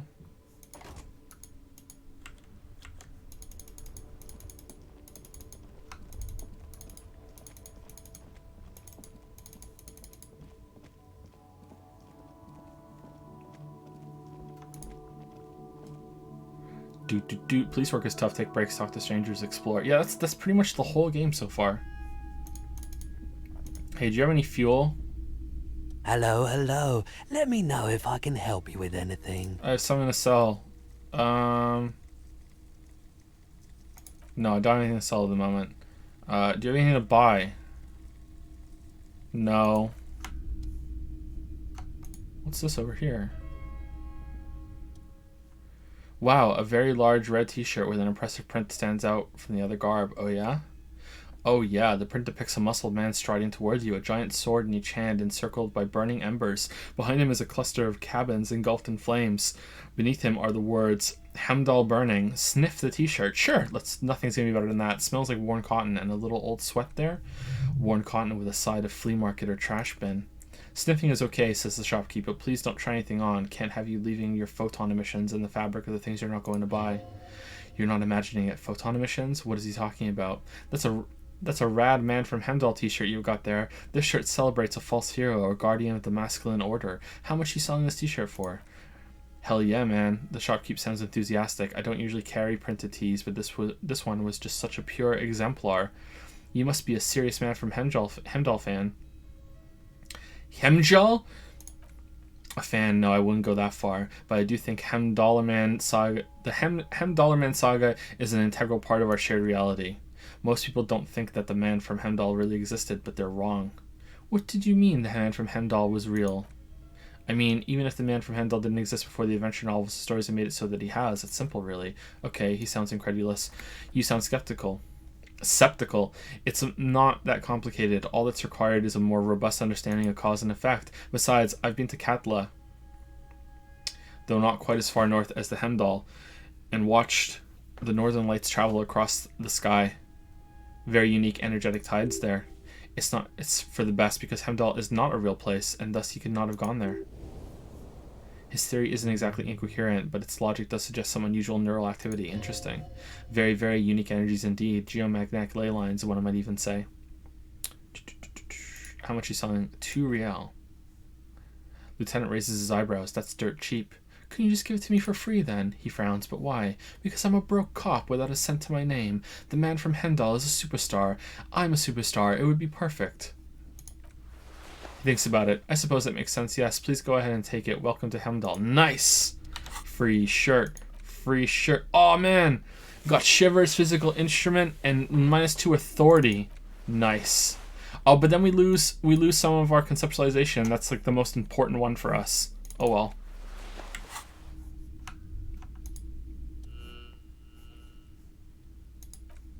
How do we get 700 real? Alright, it doesn't look like... Okay, wasn't there something here that we can investigate, but we couldn't do it?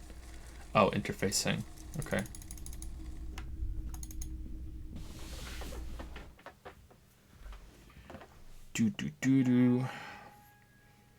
Knockout Measurehead now? What, with the power of the t-shirt? We're gonna put our t-shirt on, and we're gonna go and try and knock out the racist. That's what you want me to do, really? Alright, we're doing it.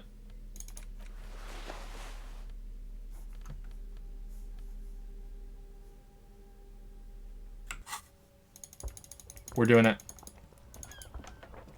Should we put like a tool on? A pry bar? Pry bar in one hand, chain cutters in the other. Let's go. Bum bum bum bum bum. What could go wrong, chat?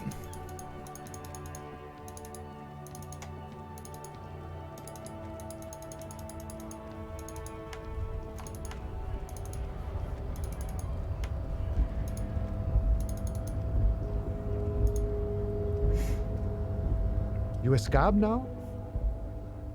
Did we talk to this guy? You're a scab, another member. Yeah, I'm a scab, pouring downtrodden, wave your fist right to work. I'm not a scab, I'm a cop. Proceed. I was just messing with you. No one's ever seen a cop scab. Imagine, you cops going on a strike, but then another cop comes in and says, let us cop for less money. He chuckles and realizes. Speaking of, what brings the RCM here, to the Wild North? Come to see the strife? Everett said you have a key to a door. I'm a bit short on money right now. Can you give me some of it? You killed Hangman. A key, huh? He runs his fingers through his mustache. What door is this key supposed to open? He said it belonged to a weasel. Oh, say no more. I got you. He taps the side of his nose with a little wink. I got that key right here, and let me tell you, it's mighty good of you to help us out during the strike, working class solidarity, and as they say, I saw an opportunity and I took it. I'm a hustle grinder. I heard something about a weasel, and it didn't sound like a local polar weasel, if you know what I mean. Wink. I'm not opening a store for myself. I'm opening it for all working men. I knew this man was a commie. He smiles, tilting his head, and it's a good thing you're doing it too. Thanks. What you're looking for is a basement door behind the greenhouse that's behind the whirling in rags. That's all I know. Organization is what you call compartmentalized. Means we keep out of each other's business. Okay, but where did you get the key from? The janitor gave it to me. Nice fella. We talked about life and things that really truly matter. His gaze wanders off into the distance. None of this mess we're in. This driving and juggling. What's it for? He doesn't wait for your answer. To feed our children, I guess. Anything else I should know about this task? This weasel person? When he'll be home? He shakes his head. I'm more of a philosophical dock worker. I like to talk about the big picture stuff, who I am, who you are, what we are fighting for. The man takes this big sip from his flask. He means he's not going to tell you, because doesn't know. But he will shoot mouth with you now that you're working for Everett. Who he is and what they're fighting for. This is interesting. Actually, do you know anything about the Hardy Boys? Los Ardis? He smiles. They're an independent militant group, a bit too high-strung, but comes with responsibility. They're sort of like you, preserve the rule of law and all that, except it's Everett's law. He takes a swig from his flask, but really, they're just like you. Why are you striking? We're negotiating our share. Your share? Aye, he seems pleased with himself. Wait, so not wages or pensions, or how large of a share would you get? Would you like, sorry, all of it. However, right now we want all the harbor workers to be on the company's board so they could take part in the decision-making process. This seditious talk sounds like communism, just so we're on the same page. Communism is basically wanting to kill the rich people or deporting them to a labor camp in Southeast Grad, but don't say that out loud if you're a communist. This is true. Are you a communist? The boss man, Everett. What can you tell me about him? Got the picture. Let me ask you something else. I think it's best you make up your own mind now that you've met him. He shrugs. In my eyes, he's a capable organizer and decent businessman. What does Boston Union entail anyway? I guess you kind of get to be the village chief. He oversees the harbor, makes deals with the owners or other relevant parties, watches out for his own. By that you mean corruption. By heavens, why would he not be corrupt? We live in a harsh and disordered world, see, and in this world, it's eat or be eaten. The old man is corrupt for our benefit, and we know it. Appreciate it even. He is personally not too lavish. That death seemed lavish to me. He is reasonably lavish, sure. That's his prerogative. It's not like you want a saintly demeanor on a corrupt motherfucker. That would be a manipulative illusion. Besides, there are no non-corrupt systems in the world anyway, and moralism is the most corrupt of them all. This man has political theory, and it has not failed him today. I think we're about like 20 mistakes now, right? Are you a communist? No, he pauses to think for a moment. I don't think I'm a communist. Seeing something of value and saying I want it all to myself is a much older and simpler notion. No science to it at all. Even a weak child can think. The only things holding someone back are I can't and I shouldn't. But the stuff you do aligns admirably well with the World Republic. Why not call yourself a communist? I have nothing against communists. They are an honorable... Not even going to try. He takes a swig from his flask, and they have good analysis. But my own code serves me well. If my code starts failing, a code can fail a man as well as a man can fail a code, then I will have to submit to a new one, which may well be communism. I guess I understand. I'm not sure I understand. It sounds like you're a communist who thinks he isn't doing enough to call himself one. See, I am primarily a lazy person. He looks very amused, as if thinking about some private joke or mystery. No doubt he's communist enough to call himself such, but he won't. Why is that? He likely believes that when someone has radical ideas, he should still rather present himself as a self-interested moderate. Oh man, this guy has a Twitter account, not as a missionary of the minority ideology, because it might come in handy to present ideas as a part of reality, the only reality that exists instead of some abstract true form. On the other hand, he's not lying when performing this sleight of hand. He's a self-interested moderate. Basically, you're a self-interested moderate. That's one way to call it, friend, he chuckles, an unnecessarily complicated way. Laziness, self-interest, and negligence certainly fit the doctrine espoused here. Is that the dulcet tone of an ultra-liberalism? Of ultra-liberalism, I hear. At least some people are willing to make the necessary sacrifices in order to reach higher and to better the world. Not me, though. Fence sitting. You seem to have spent a lot of time thinking about the political situation. Sure, I've had the necessary free time. He spreads his arms wide, using the reach to show how much time he has. Fortunately, there's always time. The look in his brown eyes conjures up an understanding for him. Having command of his time is the most important thing. It all comes together now. The way he speaks about scabs, his general attitude. He's a follower of a 500-year-old Franco-Nigerian Boy-de-Rio code, itself an appropriation of Vespertine cool, that of a noble peasant or a traveling herdsman. True to yourself, independent in your actions, loyal to your friends. Maybe I am a Boy-de-Rio. No, I could, but what if, maybe, unless, no. The man sits on the railing, his hands reaching far and wide, yet it feels as if he could effortlessly go even wider if need be. An endless torrent of time. Any idea who killed the hanged man? The mercenary, aye? He shrugs. Who could have killed him? That's indeed the question. Why even do such a thing? He shakes his head solemnly. The merc was hanged with a very specific type of cargo belt, one often used in heavy transport areas. For For example, harbors. The harbor is a prime area of suspicion. In your opinion, are the dock workers involved in the killing? We already know who killed him. 1. What a thought, he scoffs, looking shocked. Why would noble workers resort to such a thing? Unless they were pushed, of course. Pushed how? Your dead guy was an enemy combatant. Hold up. What does that mean? He was an agent of the opposition attempting to undermine our honorable efforts. Did you kill him? I ain't the murdering type, but that's just me. Large organizations like our union have all sorts of men with all sorts of skills. He's not lying about not doing it himself. Understood, Lieutenant takes a note. This has been of limited use. Still, thank you. No problem. I wish the best to you in your search. Sure, I am glad it's not my search. He takes a sip from his flask. Alright, let's get going. Alright, so, oh, nice, it autosaved. Let's go fucking get our wrist broken by this guy. Dun dun dun. The unpromising race pupil return. Oh man, 28%. 28%.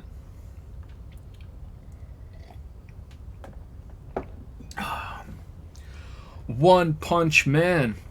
One Punch Man. One Punch Man. We got a shirt on. We got a shirt on. Advice from Scab Leader. Don't know how that relates to anything. We bested him in craniometrics.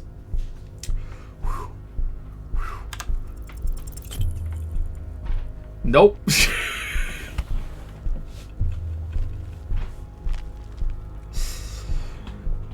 It has happened again. The Titan has your fist locked in his hand like and he's twisting it. Another fit of wow, the mistakes just keep piling up. Oh, it's not. All right, it's on purpose. Never mind. The pressure on your already broken hand becomes unbearable. Who are you in your own words? I'm a cop.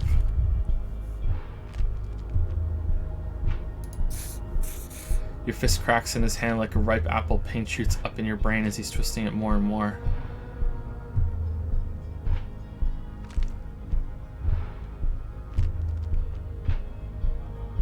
Is it?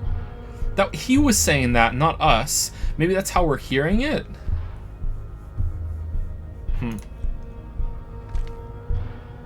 No, those are our thoughts. He's saying it, but those are our thoughts of what he's saying in the middle of it. The words to the song have changed. Say, "I am a violent drunk." No, I won't fucking say anything. All right, we're using all of our healing. Your hand twists in his grip and pain blinds you. Still, you press the words at your swollen mouth.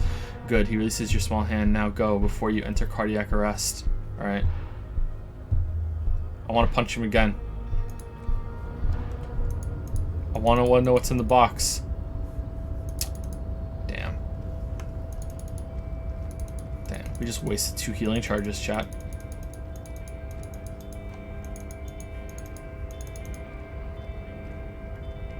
Talk to Scab Leader again? What? So, how'd you like our harbor? Oh, this is not the Scab Leader. Was wise enough. Labor Utopia, not approvingly. It's but a rest area on the path leading across open plains. He notes solemnly, then turns to you, a wide smile adorning his face. Right, you talk to the boss eye to eye like men in play. Okay, whatever. Alright, let's go. This is not the Scab Leader, this guy down here.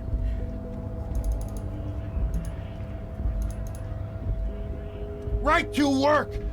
Back again, huh? Here to show malicious support for our cause? What kind of cause are we talking about? Rights of people, rights of workers, to have gainful employment, to make a salary, and feed their families.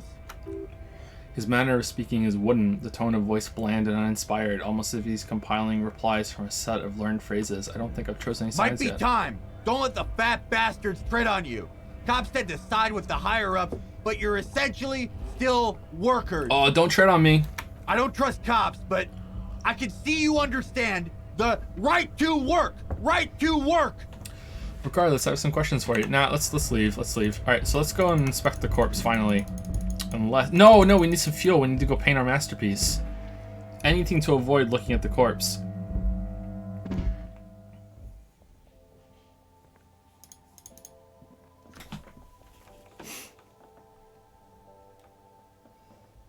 Thank you, Dark Flashes, for some bits. Finterruption. Sounds Matt has used his card for 24 months with finally 2 years. That's like $150 down the drain. Feels bad, man. Thanks, Sounds Mad. Thanks. Welcome to the 2 years of regret club. Hope you like the regretful icon. Thanks, Sounds Mad. Thank you, Koodman, for the 4-month resub. Hey there, Joe. Hope you have a nice time with Disco Elysium. Is the game good so far? Yeah, it's pretty good. I haven't started the game and the VODs yet, and I am interested in hearing your opinion. Anyway, good luck unraveling the story. So I'm guessing that you're not here yet, Koodman, so maybe you'll hear it when you watch the VODs, if you get to them all. But yeah, I'm enjoying the game so far. I'm quite taken by it. It's a lot of fun. I'm enjoying it. I don't know if I would be enjoying it more if I wasn't streaming it, though. Maybe I would, because I would be getting through it faster. I don't know. I also have to wonder if streaming it is keeping me honest.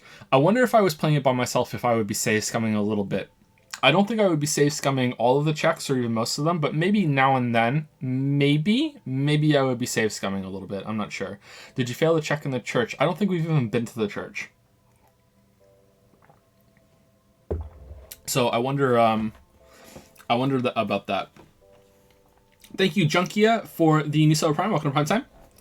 Welcome to the Pickle Jar / Pal Patrol. Puckered Starfish, you some bits to say. I never quite figured out when the Q&A streams are. Care to share? They're on Saturdays at 10 p.m. Eastern. That's when we do the Q&As. So 11 o'clock our time. But they usually start late because we have to wait for the kids to go to bed, and that can be difficult sometimes. But yeah, that's when we do the Q&As. Every Saturday. They were Fridays before, but now they're Saturdays. Thank you, Philip Von Hammerscock, for the 4-month resub. Thank you very much. Always fun to say your name, Philip Von Hammerscock. Or is it Hammerscock? Probably, right? That makes more sense. Thank you very much. And thank you, Jewel Emma, or Julima. I think it's Jewel Emma. I say it every single time. For the 7-month resub with a heart. Thank you very much. Heart right back at you. Happy New Year. Oh man, it's hot in here. Is this about the questions again? Because I don't really know anything. Does Frit have a warehouse in the back of the Whirling in Rags? A warehouse? I don't know. Maybe. I don't really care what Frit does. Come on, give me something to work with here. This is important. She scrunches up her face into an expression of consummate adolescent skepticism.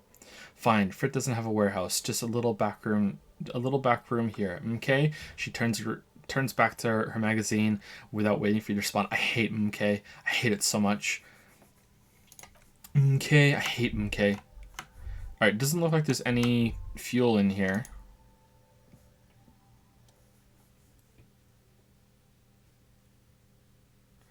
Ooh, should we take a health? I think we should take a health. Let's take a Nosafed. We should always have one.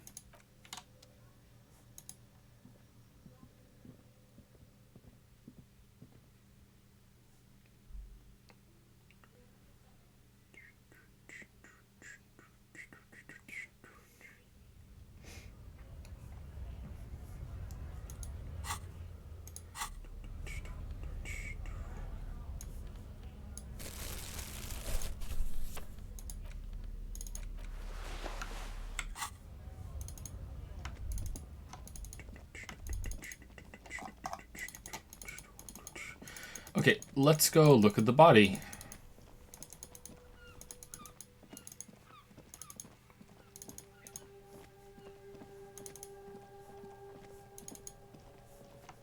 Okay, there's the greenhouse. How do we get over there? Do we go around here? Oh, okay. The corpse lies on the ground among the remains of an absolutely demolished pinewood branch. It's gently laid on one side. Beautiful. Wipe a tear from your eye. Well, it's down. Celebrate in a more reserved manner. Great job, wise race mentor. 2. Mr. Measurehead has done a good job, Lieutenant nods approvingly. Nothing is too broken or compromised. The victim is ready for a field autopsy. A field autopsy? Yes, he covers his nose and lists 1. Investigation of the scene. 2. Initial examination of the victim. 3. Field autopsy. 4. Transportation of the body to the morgue. We're on number 3. The RCM's 4-phase murder scene processing manual. The fuck are they on about? Cop's gonna cut his shit up. Don't we have someone else for this? A doctor? Don't we have someone else to cut his shit open? Got it. Do we have someone else? No, you and I are detectives. The honorary rank of detective signifies our ability to handle the entire institute chain, from autopsy to cleanup to social work, everything. Wow, that doesn't sound good at all. Wait, honorary rank of detective? An honor and a burden attached to your rank once you've proven yourself able, usually after 5 to 8 years of field work. Mine is lieutenant detective. Yes, I feel like a detective. I don't think I'm a detective. You are. Your station would not have assigned you on this case if you weren't. Now, Lieutenant adjusts his glasses and takes a deep breath. First, what exactly is a field autopsy? Come on, officer. He pulls on a pair of latex gloves. You know what a field autopsy is. You've done 100 of them. No, I haven't, Kim. You know this. What you do know is at 18.9 kilometers, the dormant shield volcano... What? The dormant shield volcano Corpus Mundi is the world's highest summit, and the failure of the 38 signal Et Puis Desang to crack the top 20 was the death knell of disco. But what a field autopsy is, you have no idea. Why don't you know? What use are you? Do you have another pair of gloves? You must have me confused with the Copopedia. Who's the Copopedia? I think I need to talk to him. You, sir. You are the Copopedia. Do you have another pair of gloves? Unfortunately, no. I have guardian gloves. Maybe they are enough? They're better than nothing. Lieutenant nods, looks at the gloves. Tell you what, I perform the anatomical side of things. Anatomical, there we go, side of things, while you will take notes. We just fill this in, right? Show him the red field autopsy form in your ledger. I think I made 5 mistakes there. Holy fuck. Oh, that's right, he nods. You knew it because you inspected your ledger. Lieutenant is relieved. You know the protocol. Open your ledger at the field autopsy form. Tell me something, dead man. Open the field autopsy. The dead man stares in silence as you crack open the ledger. The bright red paper is covered in boxes and lists, describing the condition of his skin and organs in 3 parts. Above those, an 11 field info form needs filling out first. It begins with, begin, 1 assistant. Let's jump ahead to the 3-part summary. Let's pause this autopsy. Begin, 1 assistant. That's you. Write the initials HDB, right? Harry Dubois. Leave it empty. HDB. The corpse is indifferent to your scribblings. Just lies there. The next box says, coroner's case number. KK570, whatever, okay. KK equals Kitsuragi, 57 equals Precinct 57, followed by his date, 0803, and time arrival, 8:15 on the scene. He's indexed the case after himself, not you. That's because he doesn't want to bring up the messy question of your initials. Shouldn't we file the coroner's case under me, technically, when I arrive at the scene before you? And what would that make the alphanumeric? HDB 401, blah, blah, blah, helping out with the time of day, anyone? 1111.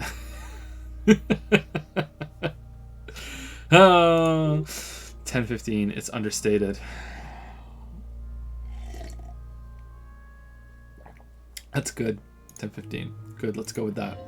Lieutenant is quite surprised you managed to come up with an adequate case number. Name. NA. Next. Date of birth. NA. Age. The man corrects his glasses. Roughly 50. Try 40. The damage is so extensive it's better to err on the young side. I'm gonna write 42. He nods. 6 race. Mondial. Fair to olive-skinned, from the Isola of Mundi. This is as vague as it gets. You might as well say white-ish. Write it down. The pungent mess of curdle of meat looks neither mondial nor anything other. Sex. Fucky, the little monster exclaims energetically. Male. Pig's gonna have sex? Right fucky, right male. Nor does he look male with his pregnant belly and an indistinguishable face. Date of death. We're still going with March 4th, 51. What else? He looks over your shoulder. 9. Body identified by is non-applicable. Case number is the same as the coroner's case. Listens motionless with the cargo belt still around his neck. Only 1 box remains. Evidence of treatment. None, at least not after initial examination. What exactly is treatment anyway? I'm not so sure. Didn't the footprints look like he was carried over? Agreed, no treatment. What exactly is treatment? Interfering with the body positions or wounds post-mortem. Not so sure. Didn't the footprints look like he was carried over? They'd have to have incapacitated and carried him over. This man was more than a match for untrained dock workers. He places his hand on the dead man's chest as if in preparation. Your central nervous system recognizes this gesture. It's the stations of the breath. Ecclesiastic? Religious in nature, a holdout from pre-DeLorean burial rites. It takes him 2 seconds to perform. Then, Somewhere in Jamrock North, a small woodshed behind Rosencrantz Row, Lieutenant Nick Feuerbach puts his hand to the chest of a small corpse no larger than a monkey. It's raining outside, light drizzle. There is darkness in the shed. Elsewhere yet, an obese female sits in a wicker chair, her silhouette ball-like against the window. Outside, Grand Coron, the day is turning dim. For Sergeant Mac Torson, hand extended, he approaches to make sure she is dead more than anything else. And so all across Jamrock, Coal City, GRIH, 42 deceased persons found today, 42 stations of breath. We should start the postmortem. That was cool. Turn the page. The corpse cannot feel Kim's hand on his chest. It no longer meaningfully interacts with its surroundings. A thicket of boxes and lists on red copier paper tries to answer why. External examination summary, internal examination description. Tell me something, dead man. Oh, we did this already. Enough. We did this already. External examination. Close, he begins. The deceased wears armored boots and white briefs. Yeah, the stormtrooper boots. Those are kind of weird. The make of the briefs is Barbrodine, I think. Babrodine, I think. Why do I care? Let's see. He turns the body onto its side to check the underwear label. See, it's happening. Barbrodine, yes, inexpensive. Size M, color white. The disappointment is palpable. The red-haired thing was expecting something more lurid. Write it down. The boots are ceramic vitreous enamel. They're fused to his skin from blood flowing downward post-mortem. Removal of the boots is left for processing. Write it down.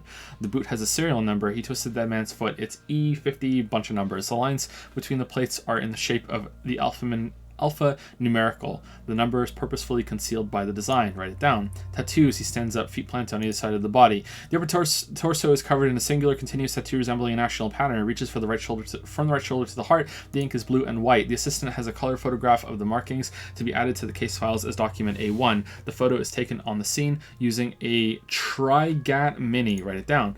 The deceased has a belt for airlifting cargo around his neck tied with a hangman's knot, color yellow, length 3 meters. There's a buckle on the other hand. Write it down. He produces a measuring tape, well-nourished, athletically built, measuring 1.8 meters, generally consistent with age 42, still manlet. Preservation is good, ambient temperature below freezing. That's like 5'11", isn't it? Technically not 6 foot. Body hair is light brown. Distribution is consistent with age. He kneels in to get a better look. The deceased had male pattern baldness. Hair is combed back short. Touch the corpse's hair before moving on. Write it down. Short, light brown, male pattern baldness. Lividity is consistent with hanging, albeit faint. As noted, the head is congested. Contusions are present on the head, chest, and thighs, consistent with stones thrown post-mortem. Low velocity. Fucking low velocity. Chink chonk. Whoa. The kid explodes. You think Kuno doesn't know what you're talking about? Velocity was fucking max. Talking shit about Kuno's velocity. I don't like you, Kuno. Lieutenant pays no heed. In addition, there are bite marks on the face, scalp, and chest consistent with predation. Write it down. But men for high velocity, no. No, write down. Ligature mark. The lieutenant produces a small folding knife with the other hand pulling on the belt. He starts cutting into the polyester. The stench is horrid. After a while, it's obvious the material cannot be cut. The steel wiring, he concedes, breathless. There's too much of it. We need to remove the belt so we can get to ligature mark. You got just the right tool for that. The chain cutters. Oh yeah, I'm prepared. Pet the chain cutters. Good thing we got these chain cutters. Pull out the rubber grip cutters. Always good to think ahead. Now he points to the rope squeezing the dead man's neck. We need to cut the belt to see the ligature mark below. Carefully, with as much precision as you can. Oh god. See, my pig is gonna fuck his head off. No, he ain't. See, looks blasé? Blasé? Your pig's a boring fuck. Yes, I'm Kuno's pig. I agree. I'm not your pig, Kuno. Look for a good spot to cut. Let's look for a good spot to cut first before we do physical instrument. The belt is equally tight around the whole circumference of his neck, swelling over the edges like white bread rising from the yeast. That did not help. That did not help. This is gonna go real bad.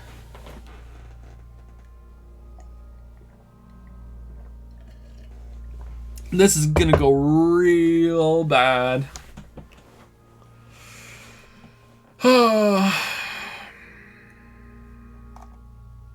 Change shirt. I can't change my shirt in the middle of this. It won't let me. We're committed. Maybe we can level it up right now. Can we level it up right now? Physical instrument? Physical instrument. Should we level it up right now? I mean, there are a couple other physical instrument checks we need to do, right? It's not too bad. It's gonna make it what? Go up to like 25% or something? Do. No, you know what? We have balls. We're due. We're due for like a big win out of nowhere. This will succeed.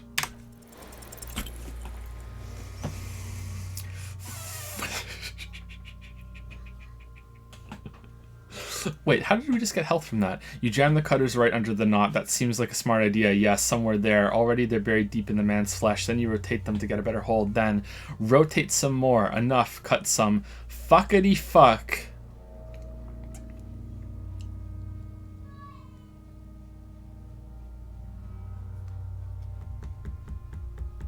Let's cut. Yeah, fuck him. Fuck that. Figari? What? Corpse fucking time. Told you my pig was hardcore. He steps in and takes the chain cutters from you. I should have a go before. I think I have a strategy. Let him work. No, give them back. No, let him do it. He sinks the cutters into the knot, preparing to perform the cuts with his elbow to his knee for precision. Snap the knot. Oh, Kim saved the day. Nice. The knot is slashed, another cut, and the belt falls apart like a flower bouquet, revealing the dead man's neck and the dark red ligature mark around it. Here, he hands you the chain cutters back and then kneels closer to the body, running his finger along the dark red groove until he comes to a gap. The rope rises to a point, he says, leaving a gap in the ligature mark. The suspension point is in the back of the neck on the nape. Hemorrhaging is observed on the skin above and below the ligature mark. The mark is well pronounced, consistent with a drop from 1 or 1.5 meters. Write it down. Chest is intact. He presses down on it. Normal contour. Abdomen is protuberant. Pelvis intact. Genitalia. He pulls down the man's underpants. Oh, here we go. Now it's going to happen, see? I fucking knew it.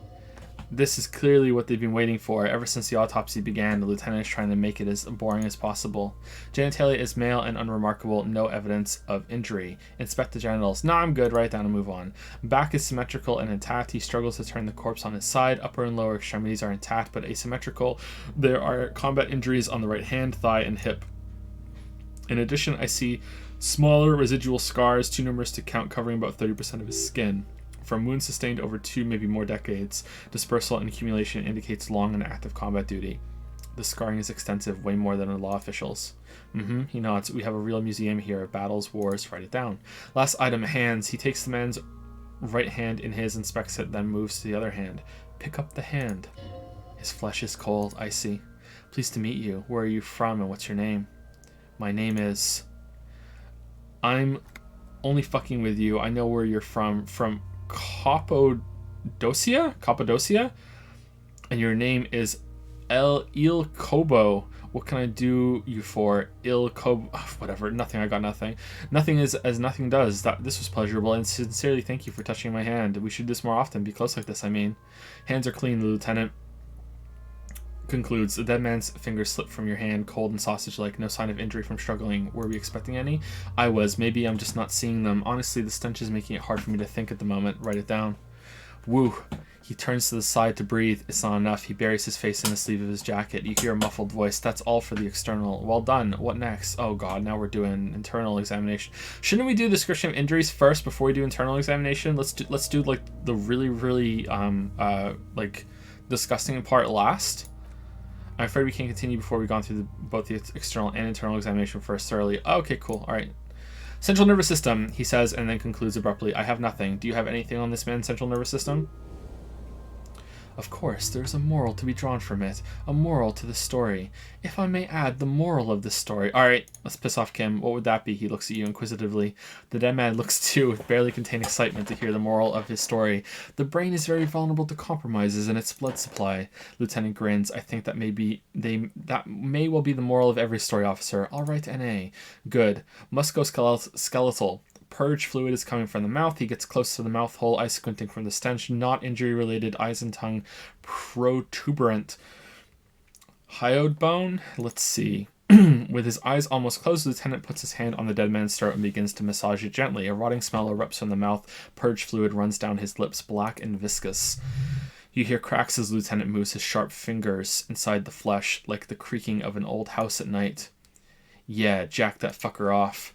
The hyoid bone is fractured, he says after a while. The rest of the musculoskeletal system is intact, unremarkable. Write it down. Back hunched as if in prayer, he begins to pry open the dead man's jaws. Respiratory system, he stops to exert more force. Both hands are used. Oral cavity shows no lesions. The victim has received dental implants, possibly after a combat wound. Mouth swollen, hemorrhaging present in mucus of the lips and mouth. Look inside the dead man's mouth. No scream, no sigh of relief rises from the darkness inside. It's humid there. Sickly sweet air, unlike anything living. You feel like you're about to throw up again, straight in that mouth of his. Look deeper inside. No, I don't want to throw up. Write it down. He wipes his brow. Hepatobiliary? Hepatobiliary? That's biliary for sure. Unless we want to fight about it again. Why, don't we have anything? He looks at the corpse's stomach with a mixture of tiredness and disgust. Are you a hepatobiliary expert?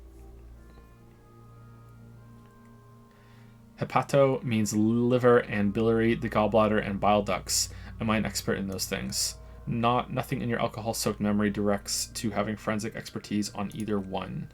Neither am I. And that's it. That's it. Right, NA. Same for toxicology and serology. NA. Both. Unless you have untapped reservoirs of knowledge there. Reservoirs? No, but do they take obscure trivia and odd tidbits? Would obscure tidbits... Tidbits? Isn't it tidbits? Is it tidbits? I thought it was tidbits. Not to be confused with Timbits, if you're Canadian. An odd trivia. Let's do that one. No, the completionist in me wonders if there's something we could still do. Like a toxicology screening, he looks at the monster. At this stage of doubt processing, we'll find anything, even if he was spraying with cocaine, but still you should add a request. Cardiovascular, the body exhibits heavy lividity. Blood has gathered in the hands, feet, and neck. Hypostasis is visually consistent with hanging right down. Gastrointestinal, he breathes a sigh of approaching relief. This is the last field on the list. He looks around to the ground, the pool of feces there. This will do. Then he touches the corpse bloated lower abdomen briefly and says, digested semi-solid food,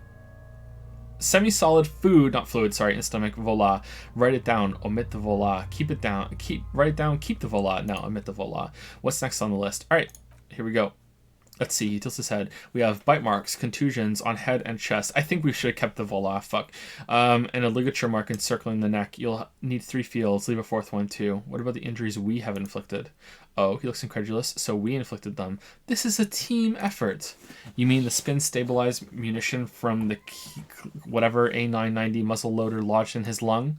Or the incision on the thorax from a chain cutter? Neither was a team effort, and I wouldn't mention them. Muddies the water. I agree. The waters are muddy enough. See, these pigs are fucking corrupt, the boy nods approvingly. Why don't you fuck them if you love them so much? Now, injuries, bite marks. He nods. Head, chest, and scalp bite mark injuries. Ghouls, gotta be. Predation by birds has caused damage to the body. Odontologist Donatello does not need to be consulted. And your opinion officer, beneath the description, there are 2 boxes waiting to be ticked. Opinion, fatal injury, non-fatal post-mortem. Agreed. Next injury, contusions. So, the scalp bleeds from post-mortem head injury, a stone. The injury does not have the rim of an early inflammatory response. The perpetrator on the scene has confessed to causing it post-mortem. At maximum velocity, fucko. Has confessed to causing it at maximum velocity. Write it down. Coagulated blood sticks to his scalp and chest where the countless stones have hit the dead man. Beneath the description, injury 2 boxes, opinion, fatal injury, non-fatal, post-mortem. Right, next, ligature mark. Finish the autopsy. A dark red abraded ligature mark encircling the neck with a gap on the nape measuring, let's say, 7 cm.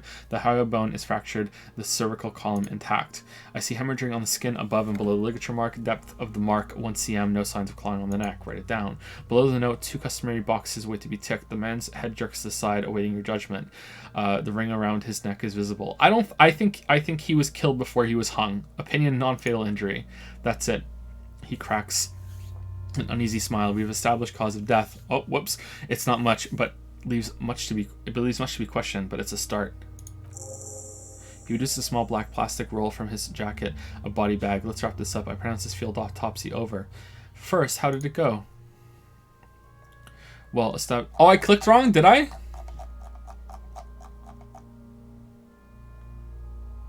Oh, I'm sorry. Shit. I didn't mean to do that. Whoops, sorry. Well, it's so fine. I don't think it's important. Well, we established probable cause of death, and some would say that's the goal of an autopsy. We also requested a toxicological screening that was thorough. The results should arrive in a couple of weeks. If we're lucky, I would not hold my breath. What else? We were thorough with the list of injuries too. We described them all in detail. What is there to say? Given the circumstances, it was a professional field autopsy. What now? Conclude. I need a copy of that autopsy form, then I will drive him to Faubourg, rip out a copy of the autopsy pages. For processing, he looks at the dead man one more time, then at the slip of the red paper in his hand, then at the corpse again. He's thinking, did I miss something? I'm sure we didn't get everything. There's always something. Perception legendary. 14. Search the body one more time thoroughly. Let's bag him, taking him away. Alright, 3%. 3%. Establish probable cause. Stop wasting time. You're smart. 3%. Damn.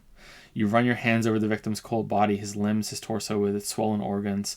Maybe you should be more thorough. Look in his pants again. Look under his fingernails like Kim already did. His fingernails have turned dark. They're chipped and quite long. There's dirt under them, that's all. Do you think we missed something?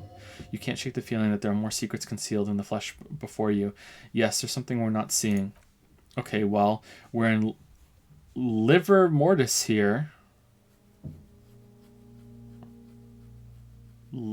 What? He's disintegrating. We need to refrigerate the body if we want to conduct another examination. We need to do it fast. Can't he just hang out here for a while longer? Okay, where do we find a fridge for the body? I know where there's a fridge for the body. Hey, a wild smile appears on his face. Wasn't there a giant ice bear sarcophagus below that building? He points toward the commercial area. Why, yes, there was. An absolutely colossal fridge still plugged in, literally in the shape of an ice bear. So that's what that ice bear shaped refrigerator is for. Now that's an overstatement. It's not actually for storing cadavers, or at least I hope so. I think we should take a look at it first. Make sure it's big enough before we carry him over. He closes his notebook and cracks his neck. Let's move. With every hour, whatever we're looking for in the deceased will become harder to find. Do.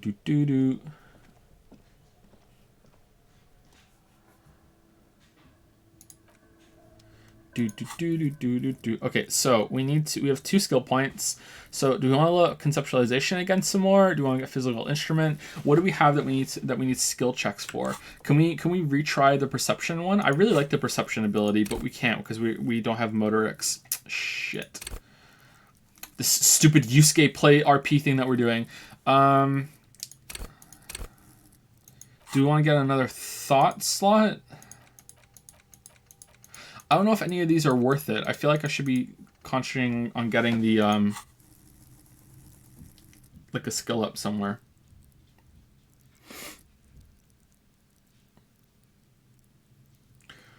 What do we need to punch the guy again? Should we get physical instrument?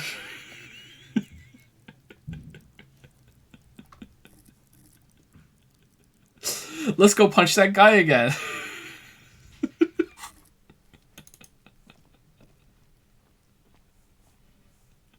Oh, I'm gonna save it. I'm gonna do it. And if I can't punch him again, then I'm gonna save scum. Let's go punch that guy again. Dun dun dun dun dun.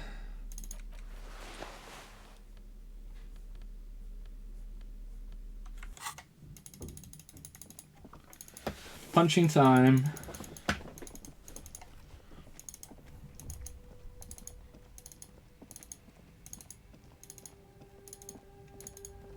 Don't forget you can do that check again if you invest in perception, but our perception is maxed. We can't get motorics up again. Maybe there's a thought that will do it, but it doesn't tell you what you're gonna get at the end. I mean, I'm pretty sure that becoming a racist will make us more perceptive, right? Because you need to be really perceptive to make all those logical leaps to hate people. All right, here we go. Punching time. The unpromising. Oh, 42%. Attempt number 3. Yeah.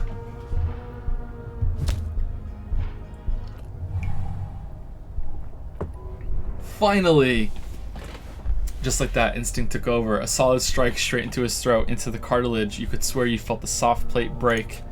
The man is reeling, gasping for air. Time stands still around you. In the distance, the sounds of the harbor are falling silent. All you hear is a small gurgling sound as a trickle of blood appears on the man's lip. I think we're about to die. Wait, what should I do? Rip into him with a right hook. Back up and perform a 360 flying spin kick. Alright, we're in for a penny and for a pound. Fuck it.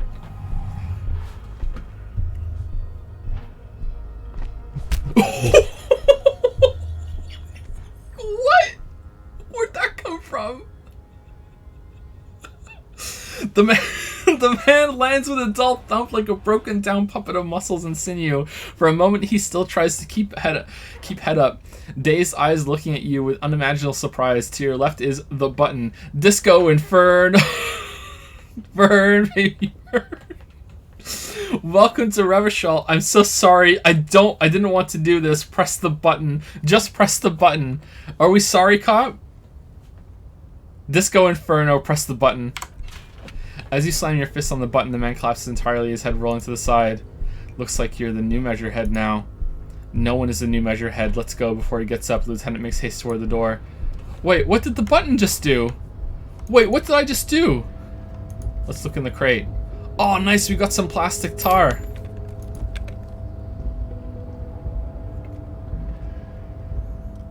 The man's still knocked out. He breathes slowly and steadily.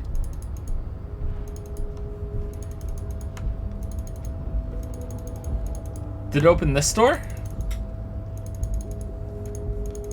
Well, that was fun.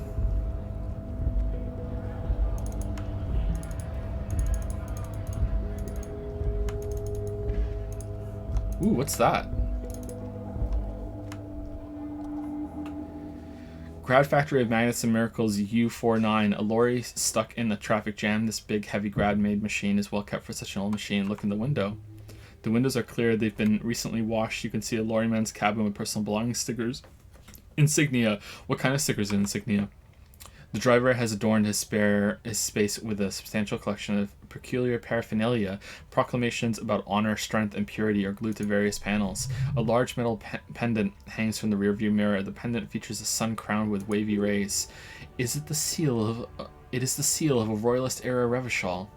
Sorry, I just added a word there. What about the back seat? The back end of the cabin has a small perch to sleep, large ashtrays. There are several suns and wheels sewn into the curtains. A book with ragged edges catches your notice. The front cover features a large, muscular man. The title reads, Man from Hendal in the Lost City of Pygmies. Oh, that matches our shirt! Racist nationalist paraphernalia. He grits his teeth. Not unusual in this part of town. This is our guy. The lieutenant nods toward the racist lorry driver. You think this lorry belongs to our tough guy? Likely, yes. This guy's proud of who he is. Drips all over his machine. Damn. Alright, I'm changing my shirt for you, Kim. Sorry. Joe knocks out the racist. Ding, ding, dong, dong. A body has been discovered. Oh, does that guy have any fuel? There was like a shop here that he had glasses, right? Who the fuck are you, dude? Please don't be a big, long conversation. Please don't be a big, long conversation. Please don't...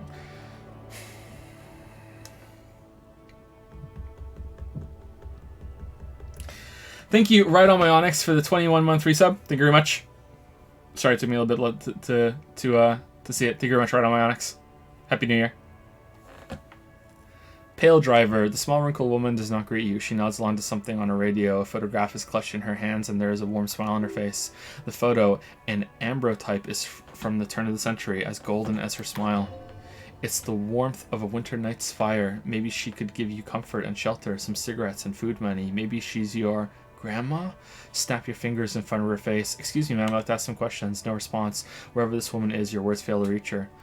Snap your fingers. If you want her attention, you may need to be more forceful. Alright, snap her fingers twice. Where am I? Who are you? Like a magician recalling a subject from hypnosis, you've jolted her back to reality. Good line.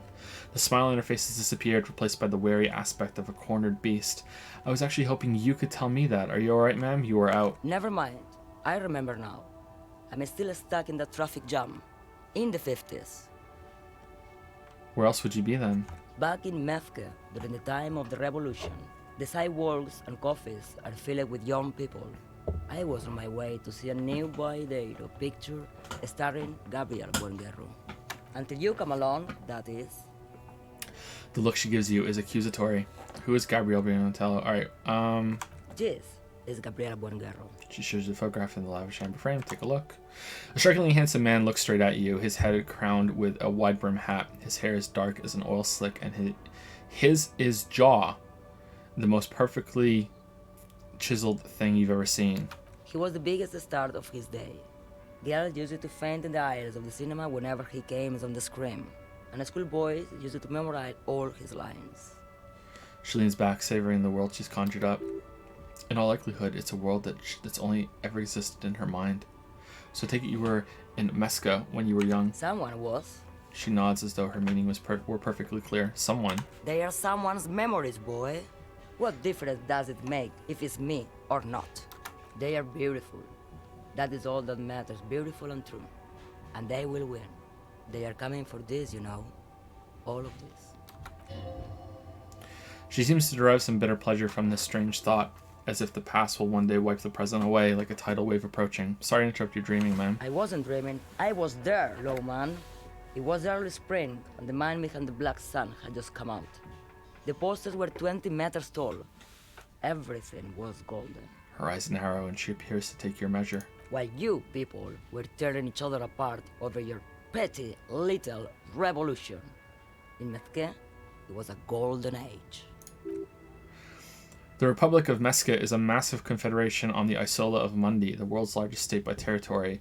It's a petrostate, a constitutional monarchy, and as of recently, an outcast due to its tilt to the far right. Right, some other questions for you, please. Questions. Why not, Jerife? It's not like I have anything better to do in this hellhole. She settles back against the railing of her motor lorry. Behind her, mountains of memorabilia, photos, and knickknacks line the dashboard. There's something off about this woman. Tell her to show you the soles of her boots. Maybe she was at the hanging somehow. What? What are you hauling? Okay, show me the soles of your boots.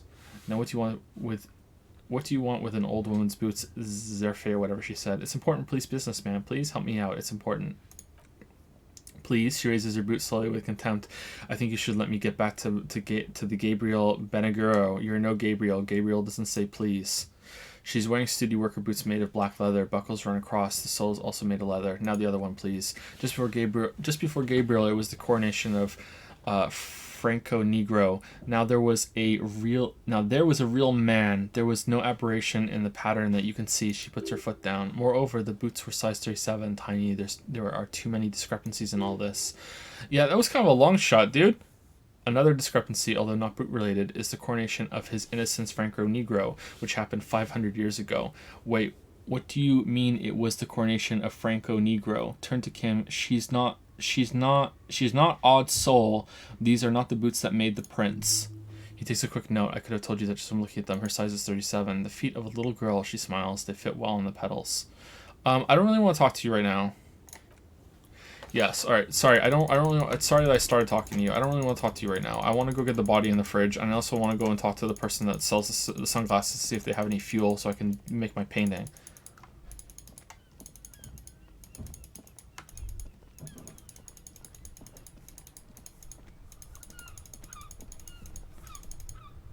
I'm also curious how I get across the river. Hey, do you have any fuel? Plastic wrapped macaroni stamped with humanitarian aid. This says food gift from the people of Messenia. The shine on those sunglasses lasts a lifetime, officer. 100% guaranteed. Rubbish in the box. These are all boring third-rate ho-hum sunglasses made of cheap Ceres plastic, the kind of plastic that melts in the sun. What? That's shitty plastic. Those UV stickers are almost certainly just there for show. If anything, these lenses probably direct more UV light into your pupils, a UV magnifier. These are all first-rate sunglasses, the man declares. Premium design, superb material, very cool, UV resistant. These will definitely keep your eyes safe and cool while you're doing dangerous police work. Consolidation, formidable. Try again. Maybe you can find some interesting sunglasses in the box. Nice. Ah, I see. A pair of water blue shades. The writing on the left temple says, Sub-Insulindic Rendezvous.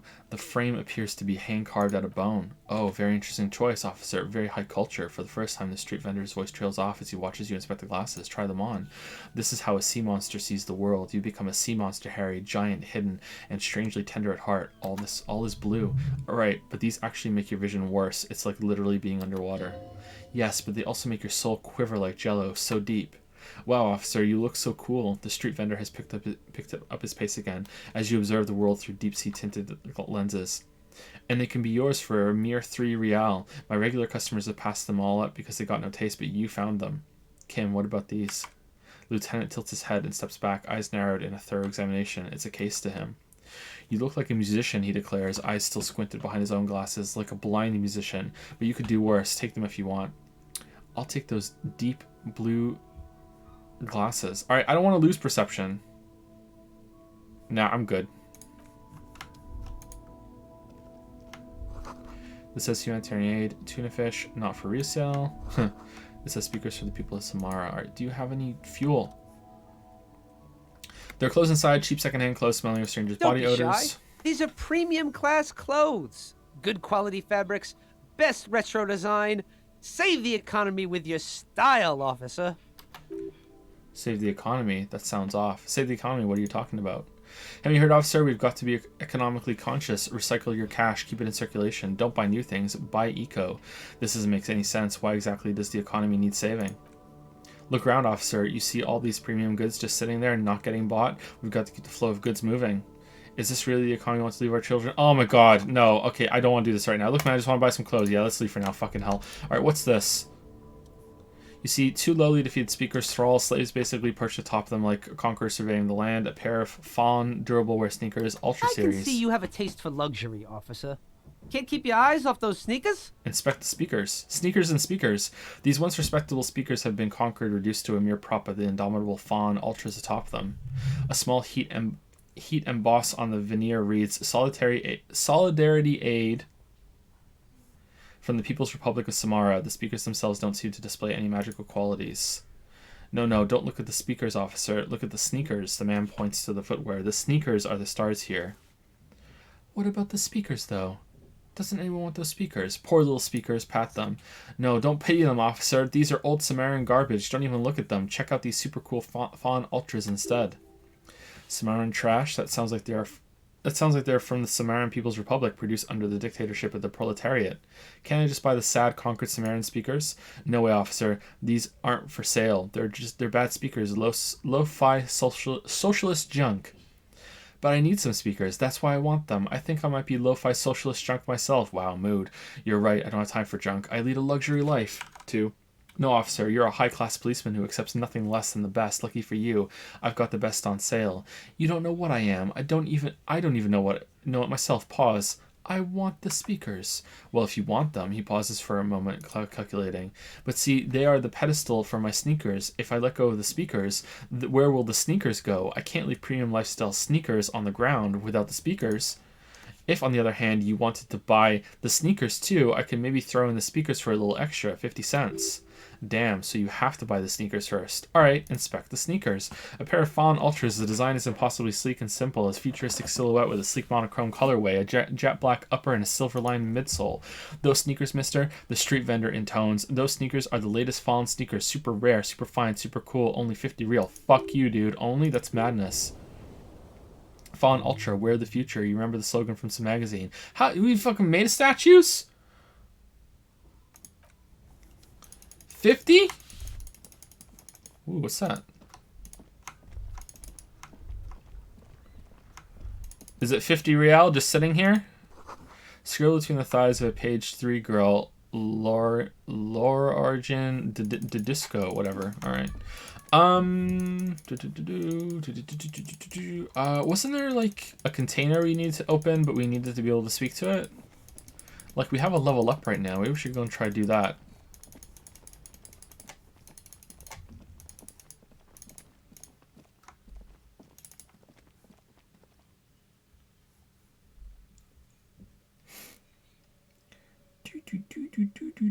Thank you, Sever Souls, for the new sub. Welcome to the Dragon's Den, and then you donated 1,000 bits. So, thank you for just out of nowhere subbing some bits. Nice, that's really generous of you.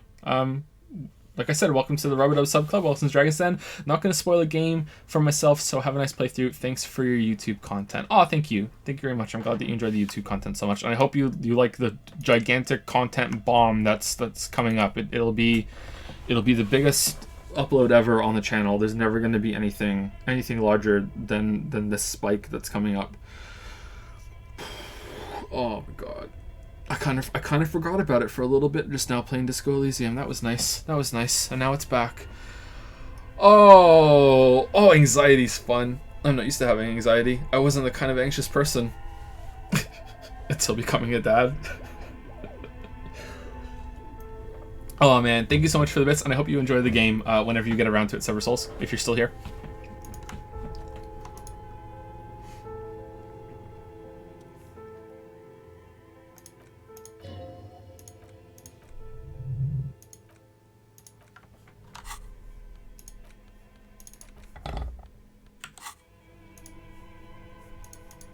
Did we get a level up for this one?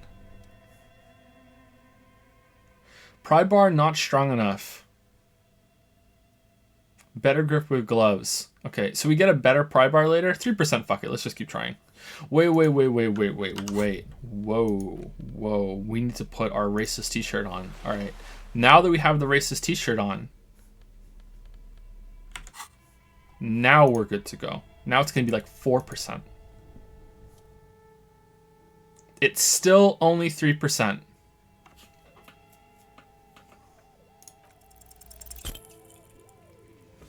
The ice squeaks beneath the pry bar. You think you've got the bar jammed in pretty well, but the lid simply won't budge. What is this? You see the pry bar's metal bending right before your eyes.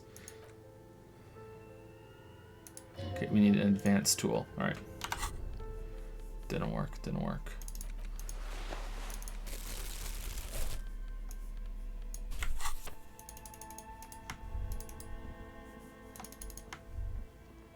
Huh, is this because we got our perception up?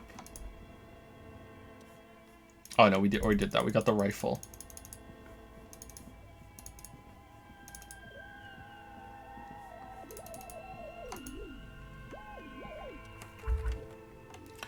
What do you think of this fridge, Kim? It looks big enough for 2 corpses. It's certainly an eccentric choice, but it is capacious and cold enough too.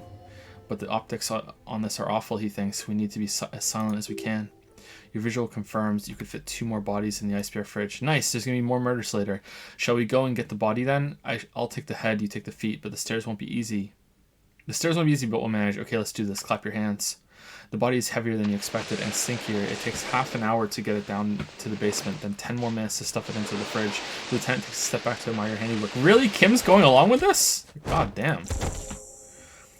Beautiful, he says, wiping his hands on his handkerchief.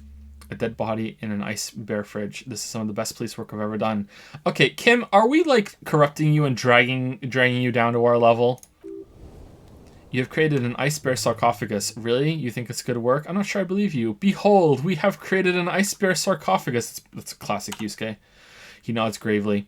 Talk of the ice bear sarcophagus must not leave this room. I think this is a glorious achievement, and people will need to hear about it. We did our best with the means at our disposal. Yeah, I'm not proud either, but we did find a fridge. This isn't police work, Kim. It's art. We're artists, and this was our vision. If I were an artist, this would certainly not be my vision. I would be much more conservative in my work. He's right. His work would be much more formal. At least you stopped the body from decomposing further, and now you can conduct another inspection under controlled circumstances. In the icy realm of the ice bear fridge, the corpse stands slumped, waiting. Tell me something, dead man. How'd you like it in the fridge? I like it a lot, brother. This is really your finest hour. You're a genius. A regular Copolangelo. Bag him, taking away Kim. Let the lieutenant take the body away without further examination. Alright, let's do it again. We can retry. No, we're just no critical successes at all this stream. This sucks, man. You touch the dead man's body. His skin is cold, light blue, and silvery in the light of the fridge. You still have no idea where to begin or what even to do with him. Lieutenant rugs his side for warmth. Rugs? Rubs? It'll come to you sooner or later. At least he's safe here until then. All right. Okay, so which one of these could possibly level up our either... Can we level up our main skills? I'm going to say no. We need to level up our perception. I want to level up perception. So how do we do that? I think one of these is probably going to give us perception. So what's that going to be? King of Conscience, Advanced Race Theory, Lonesome Long Way Home, Mazovian Socioeconomics, Indirect Modes of Taxation, The Bow Collector, Hell on Earth. Sparks fall like snow from the Bow Collector of streetcar number 42, slowly down from the slope from Voyager Road, and then east on B206 across the river, and that's where their close fabricators runs to study at the academy. Electrical cables run overhead, and the Bow Collector draws across them like a musical instrument. A flash, he's standing at the rear window, holding onto the rail in a spring coat, waving at you. Wasn't this something about our wife?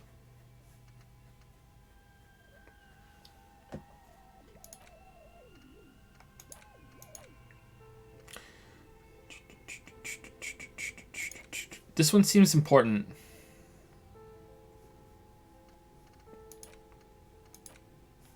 Let's rewind. Let's trace your drunken steps back home. Jump across the raised channel bridge southwest of here. Fall over, get up, get off the asphalt in 20 minutes. Shuffle your feet through the courtyard, scaring little children. Go under the great raised motor track, the 881, until you reach Le Domaine Eminent in North Jamrock. The streets are frozen this time of year, caked with ice. Walk down Main to perdition. There's a side alley there, and your footprints in the mud. All right, this seems okay. Factual. Let's do this one. And someone in chat said this was worth it too. All right, so let's unlock. Let's get Lonesome Long Way Home. Alright, we got this one. Alright. Dice raises your stuff. Aren't the dice really expensive? Let's go see. Don't we need money for the night?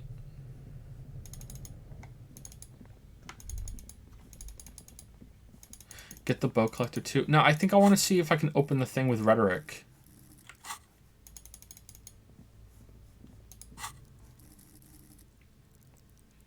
How many skill points do we have? We have 1.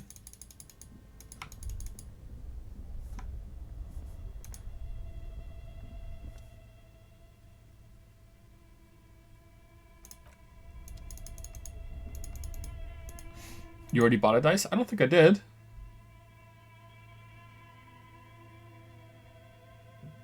I mean, I went there, but I don't think I did. Is my time at Portia good? I enjoyed my time with it, but not in a, oh my god, best game ever way, you know? But I enjoyed my time with it.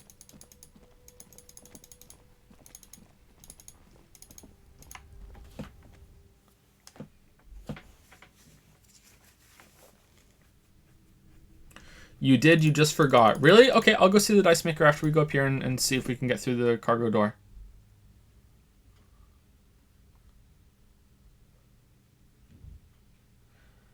Thank you, Ham and Potatoes, for the new sub. Strangely fitting for this game. Thank you, Ham and Potatoes.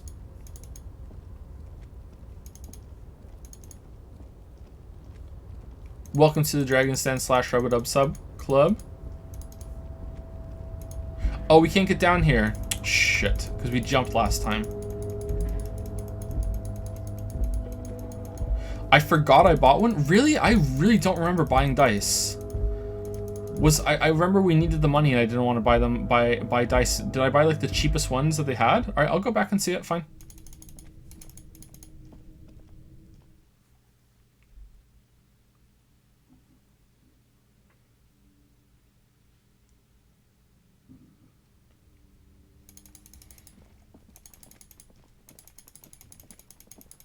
I ordered dice but didn't pay for them yet. Okay, if I did that... Oh, that looks weird. If I did that, then I don't want to go because I need money for the room.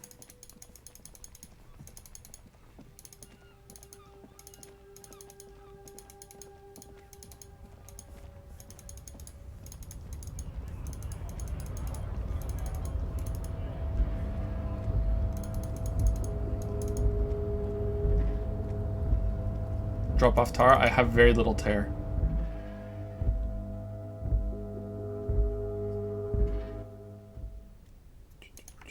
Oh, can we open this now? Oh, we need volition. shit. Our volition's 1. Alright, do we want to open this or do we want to open the cargo container? Ooh.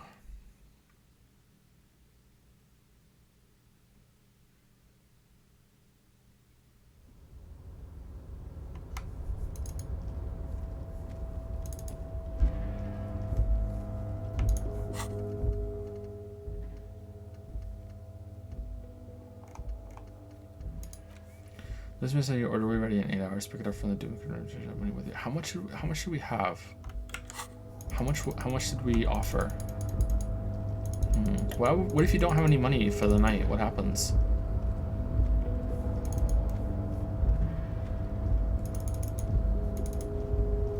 Okay, what do we need? Rhetoric. All right, I really want this to open. Let's get some rhetoric. All right, we are not playing this well, chat. Impossible. Okay, we're due. We're due. Come on, we're due. We're due. We're due for one. We're due for one. Yes! Despite the dirt that surrounds and trails you, a beacon of light emerges from deep within you. Hello, is there anybody in there? The door stands silent. Satisfied detective, a wry smile crosses Lieutenant's face. Try again. If there's someone in there, I'd like to talk to you. Just like that, you hear a click, then a rattle. Some mechanism unlocks itself inside the door. Mega rich light bending guy. From deep within the container, a voice. Ahoy, come on in. What? The smile disappears. You can't be serious.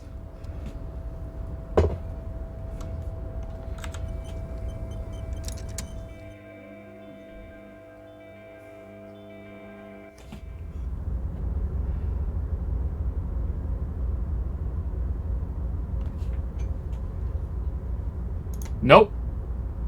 Nope. Nope. Nope. Nope. Nope. Nope. Nope. All right, we'll do it.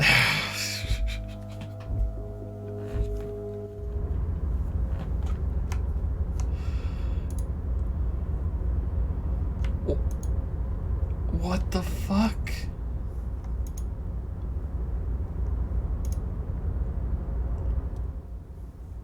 The man stands at the far end of the shipping container. It's hard to say anything more about him. You cannot make out any of his details, but you do feel the overwhelming presence of capital. The feeling causes all the hairs on your body to stand at attention like soldiers preparing for review. Squint, cover your eyes, squint. Something's amiss. The light beams bend around his face and scatter in 1,000 directions. It seems the laws of physics do not apply here. They are suspended, distorted, and echo. Trying to visualize the physics at play is liable to give you an aneurysm. Don't think about it too hard. In the general stillness, only your tongue moves, flickering as you utter, "Hello? What's going on in here? Wow, what's going on in here?" Welcome, welcome. Not too much, actually. Just pleasantly surprised to have company today. Kim, do you see this too? Kim? You can't hear him exactly, yet you're able to understand every word he says. It is very strange. An overwhelming hum covers everything. Voice doesn't escape from him.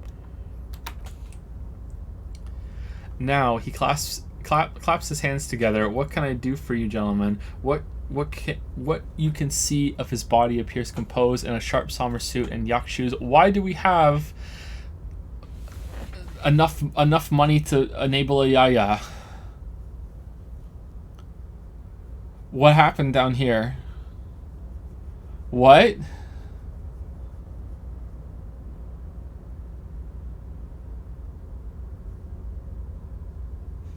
Who are you? Who am I? Oh, I haven't been asked that question for such a long time. There's genuine surprise in his voice. I don't meet a lot of people outside my circle these days. Anyway, my name is Rostam Diodori.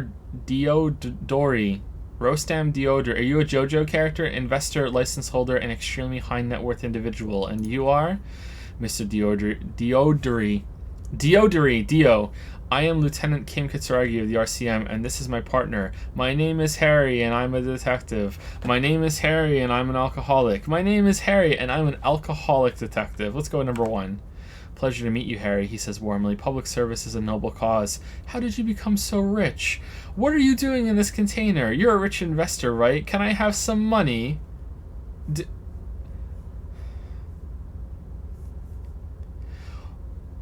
What the fuck is going on? What are you doing in this container? Traveling. This is a great way to get around. It's fun. It's safe. It gives me lots of time to think. By the way, let me now ask you a question. Where are we exactly?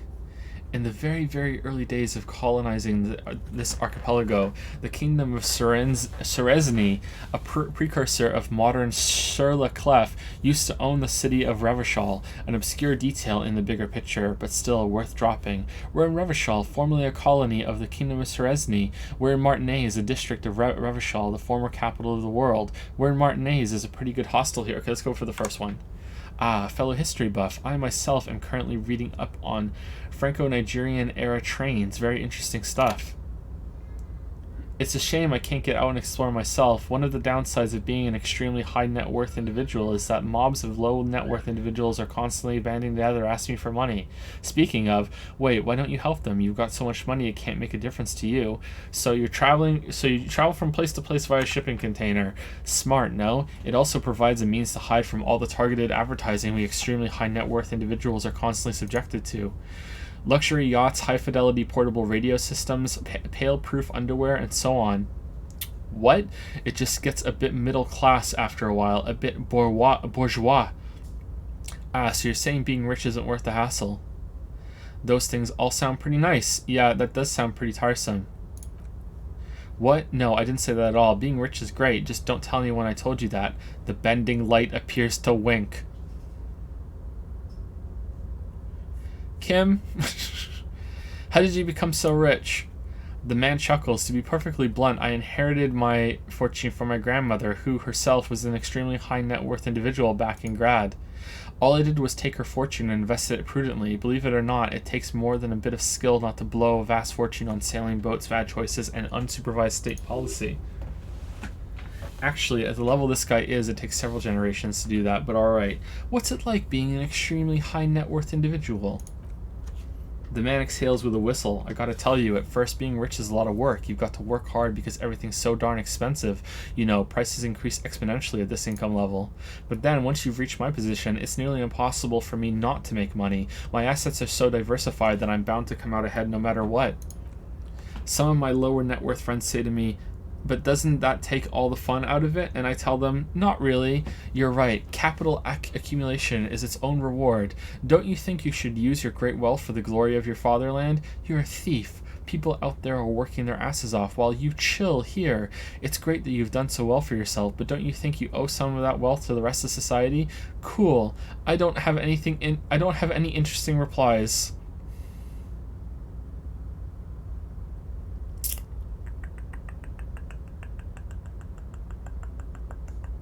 I don't know.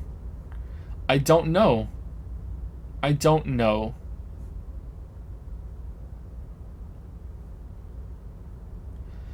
I don't want to call him a thief. 2.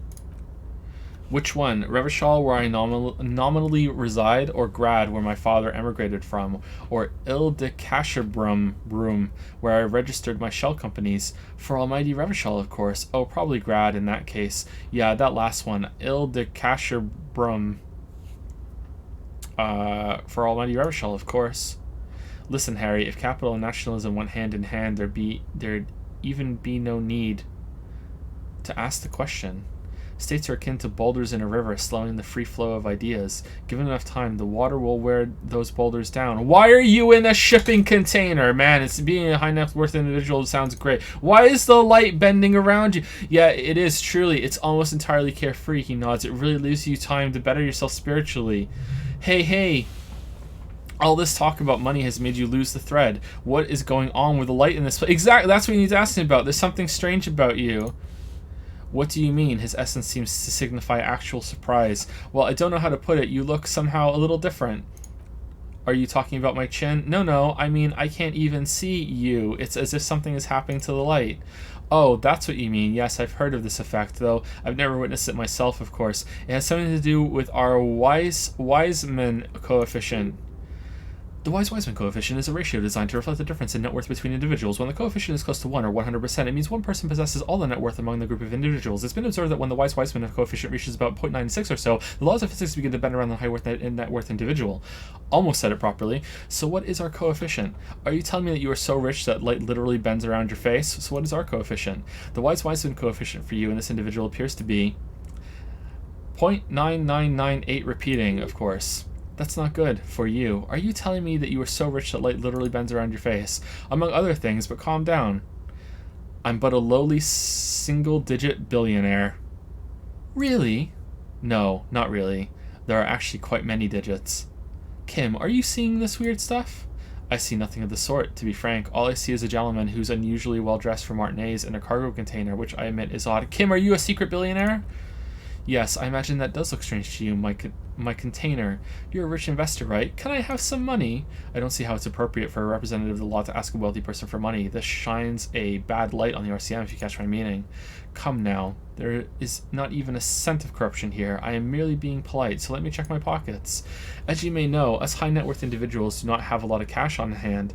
Investments and liquidity are enemies of one another. I think I only have coins for the coffee machines. Here's 3 real. How much can you get for this? It gets me almost nothing. Thank you for your kindness. Are you sure you don't have any more? I thought you were a billionaire. Thank you for your kindness. You're welcome, you know. His eyes narrow. The light seems to bend more aggressively. Maybe you can make that money grow? Come up with an investment plan? How's that sound? Conceptualization. Okay, can we come back? This is a red check, cannot be retried. We should let you get back to your investigation. Thanks for... Okay, let's come back. Let's put our conceptualization clothes on. Thanks for stopping by. If you ever have an idea you want to pitch me, I'm all ears.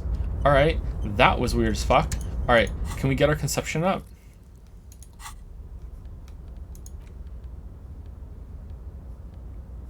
We can't, can we? It's already as high as it can go.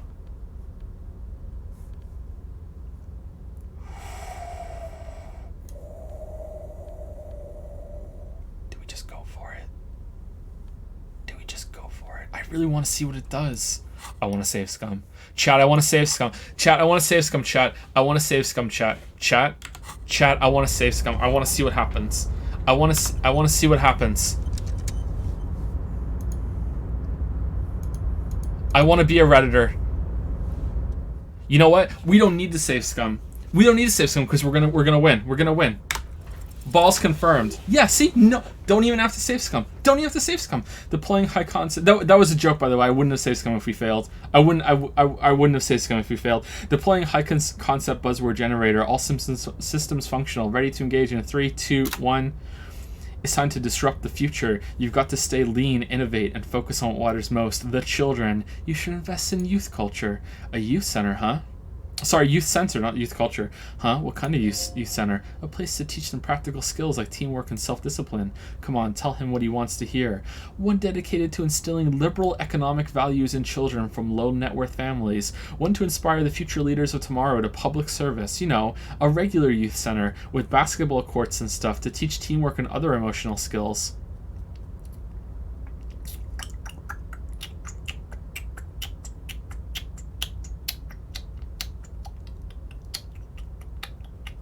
Okay, do I want to be an idiot? Do I want to be rich? Or do I want to be less rich?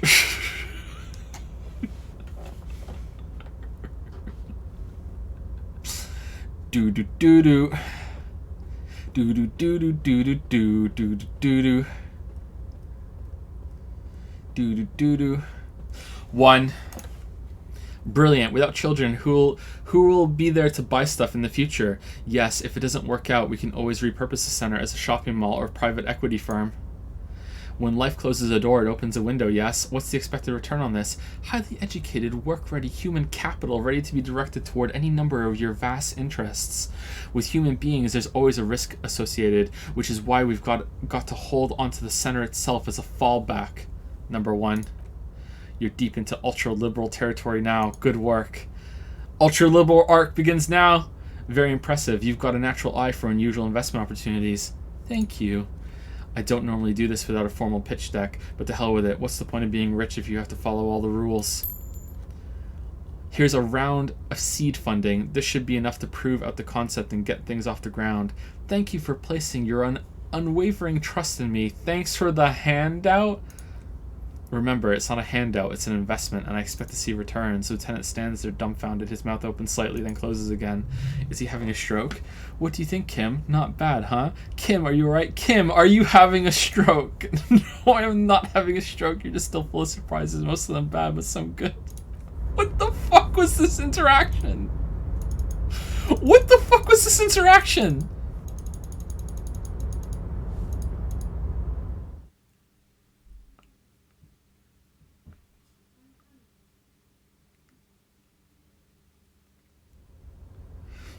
Okay, our money's back to normal. 125. Let's go get some dice.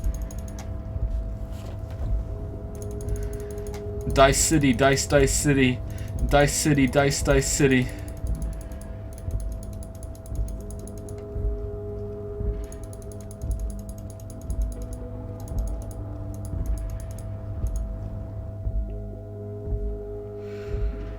Oh.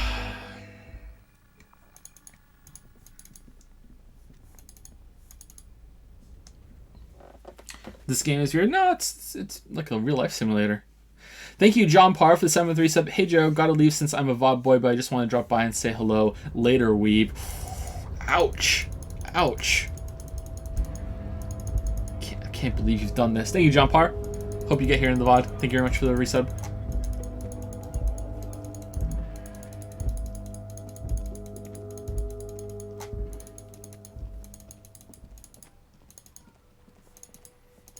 What's the fastest way to get to the... I think it's through here, right? Money changes to get closer or further from him.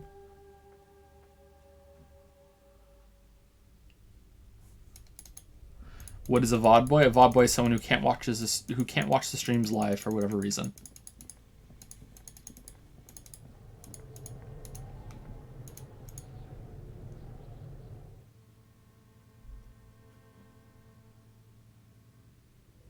So that's a fairly easy way if you know what you're doing and you build your skill right to pay off your debt. Why can't I move? Because I don't have the flashlight?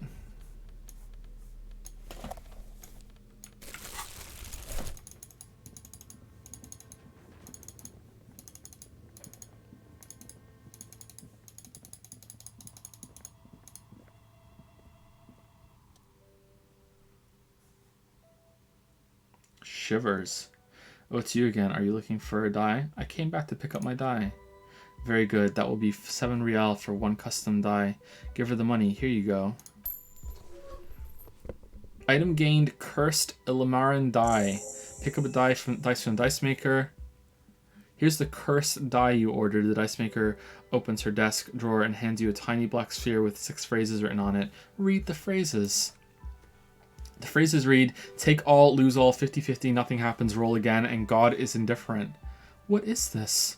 It's a die, confirms the dice maker with a subtle smile on her face. Try rolling it. Cast the cursed die. You throw the ball on the floor. Ball? And it ends with one of the phrases facing upward. God is indifferent.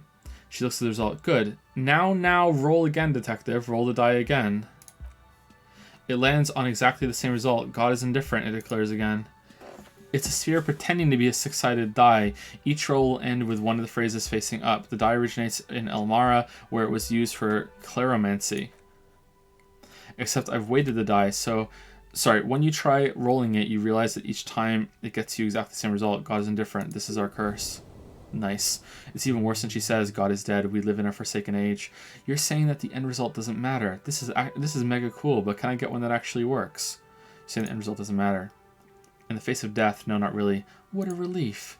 It is, isn't it? There's something liberating about knowing it's just we humans, not all powerful forces guiding us, watching us, judging us.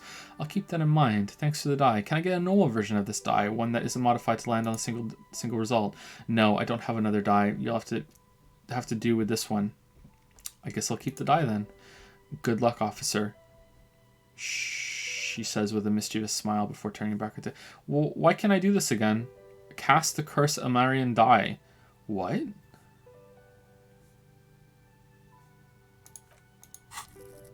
Shivers. Okay, that's... What?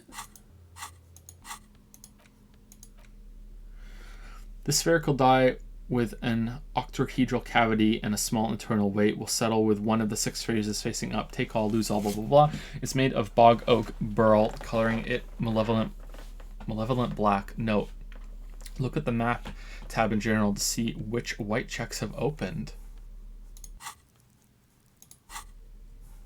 Whoops, wrong one.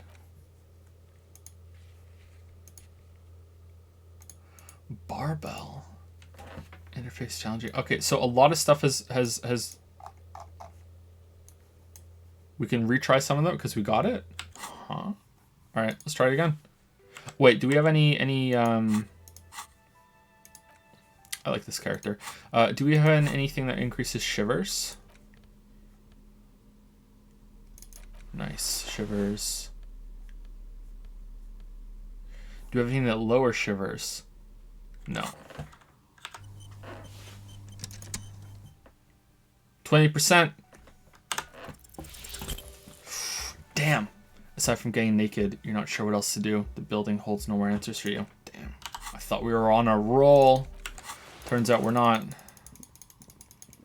We can go try the barbell again.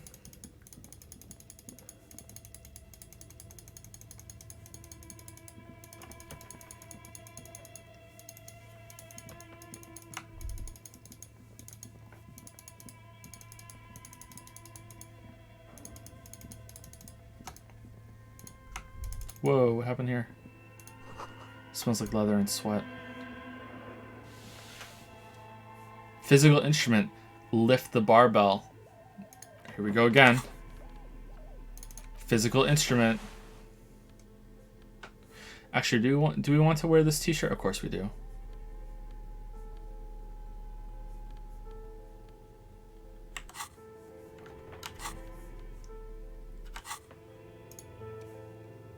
%.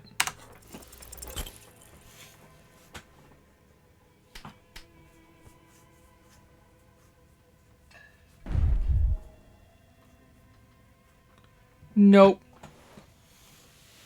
You managed to hoist it off the ground, but the barbell feels wobbly and dangerous. Your hands slick with sweat. Turns out you're no beast, just an old man with bad form. CC, this place is cursed. Maybe it wasn't such a good idea to smash through that back door. Smooth little shape, or maybe these gloves just suck. Proper weightlifting gloves would definitely afford a better grip, the lieutenant agrees. Man, we can't do it. Okay, so we're done. We're over time. I think someone did an Ayaya thing. Starting the side is closed for tonight. Come back tomorrow. Oh shit, we can't get in. So I think I have to do that. But is there anything I should do in the game before we go? Before we end?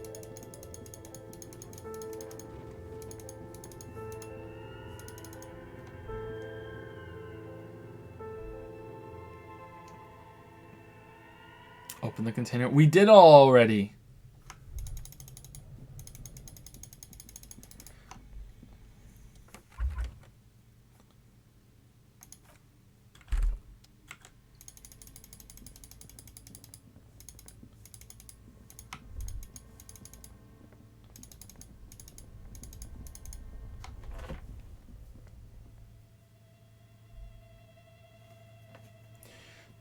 Do. Bum, bum, bum, bum. We want to talk to Joyce. We probably want to... We want to go to the greenhouse for the thing. Let's go look in the greenhouse. No, we should stop. We should stop. All right, so the fan art.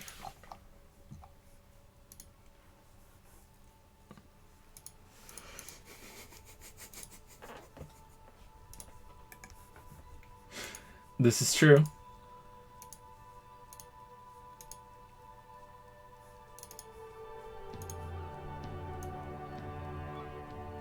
It's a nice JoJo meme here for you, chat.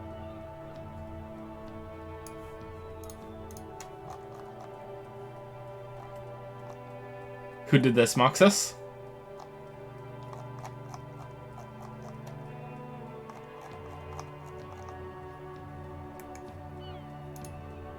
Moxus linked it. Thank you, Moxus. I made this. Alright. Who did a Ayaya turn in? Alright. There are two requests for the Ayaya Monocoin Fund from Packet and that guy Kitty. Alright, mark is complete. That mark is complete, so I have to drop this down by 40,000. Because weebs think somehow that they're getting this done. Alright, so.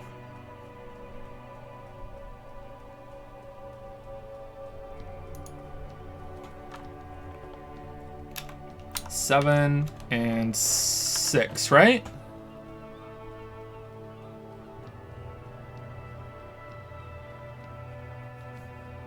I think that's correct. Please tell me if it's wrong, but I think that's correct.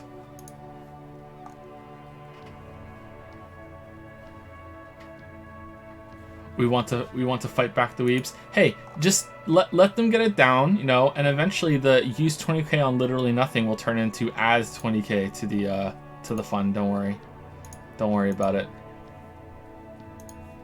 Oh, there's another one from Da Builder, or the Da Boulder. All right, let me take another one off. Another 20,000 off.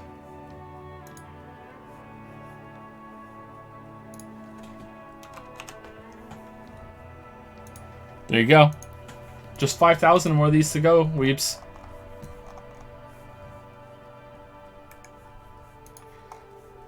This is how I know I'll win, because weebs cannot work together this way.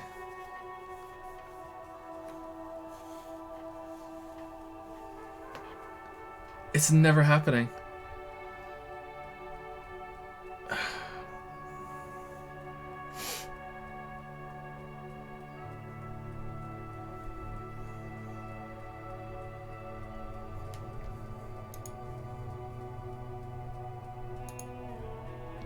Thank you, Moxus. And thank you again to Q2 for our Yusuke portrait art cop.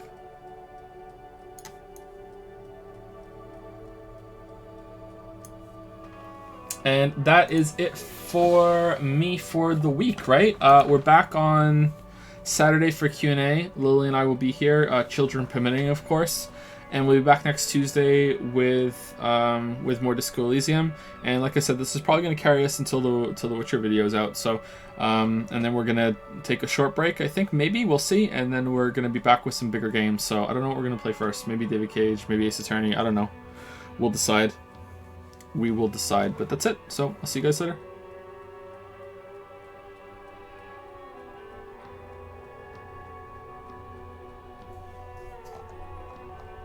You saw Internet Historian's new video? Yeah, of course, yeah.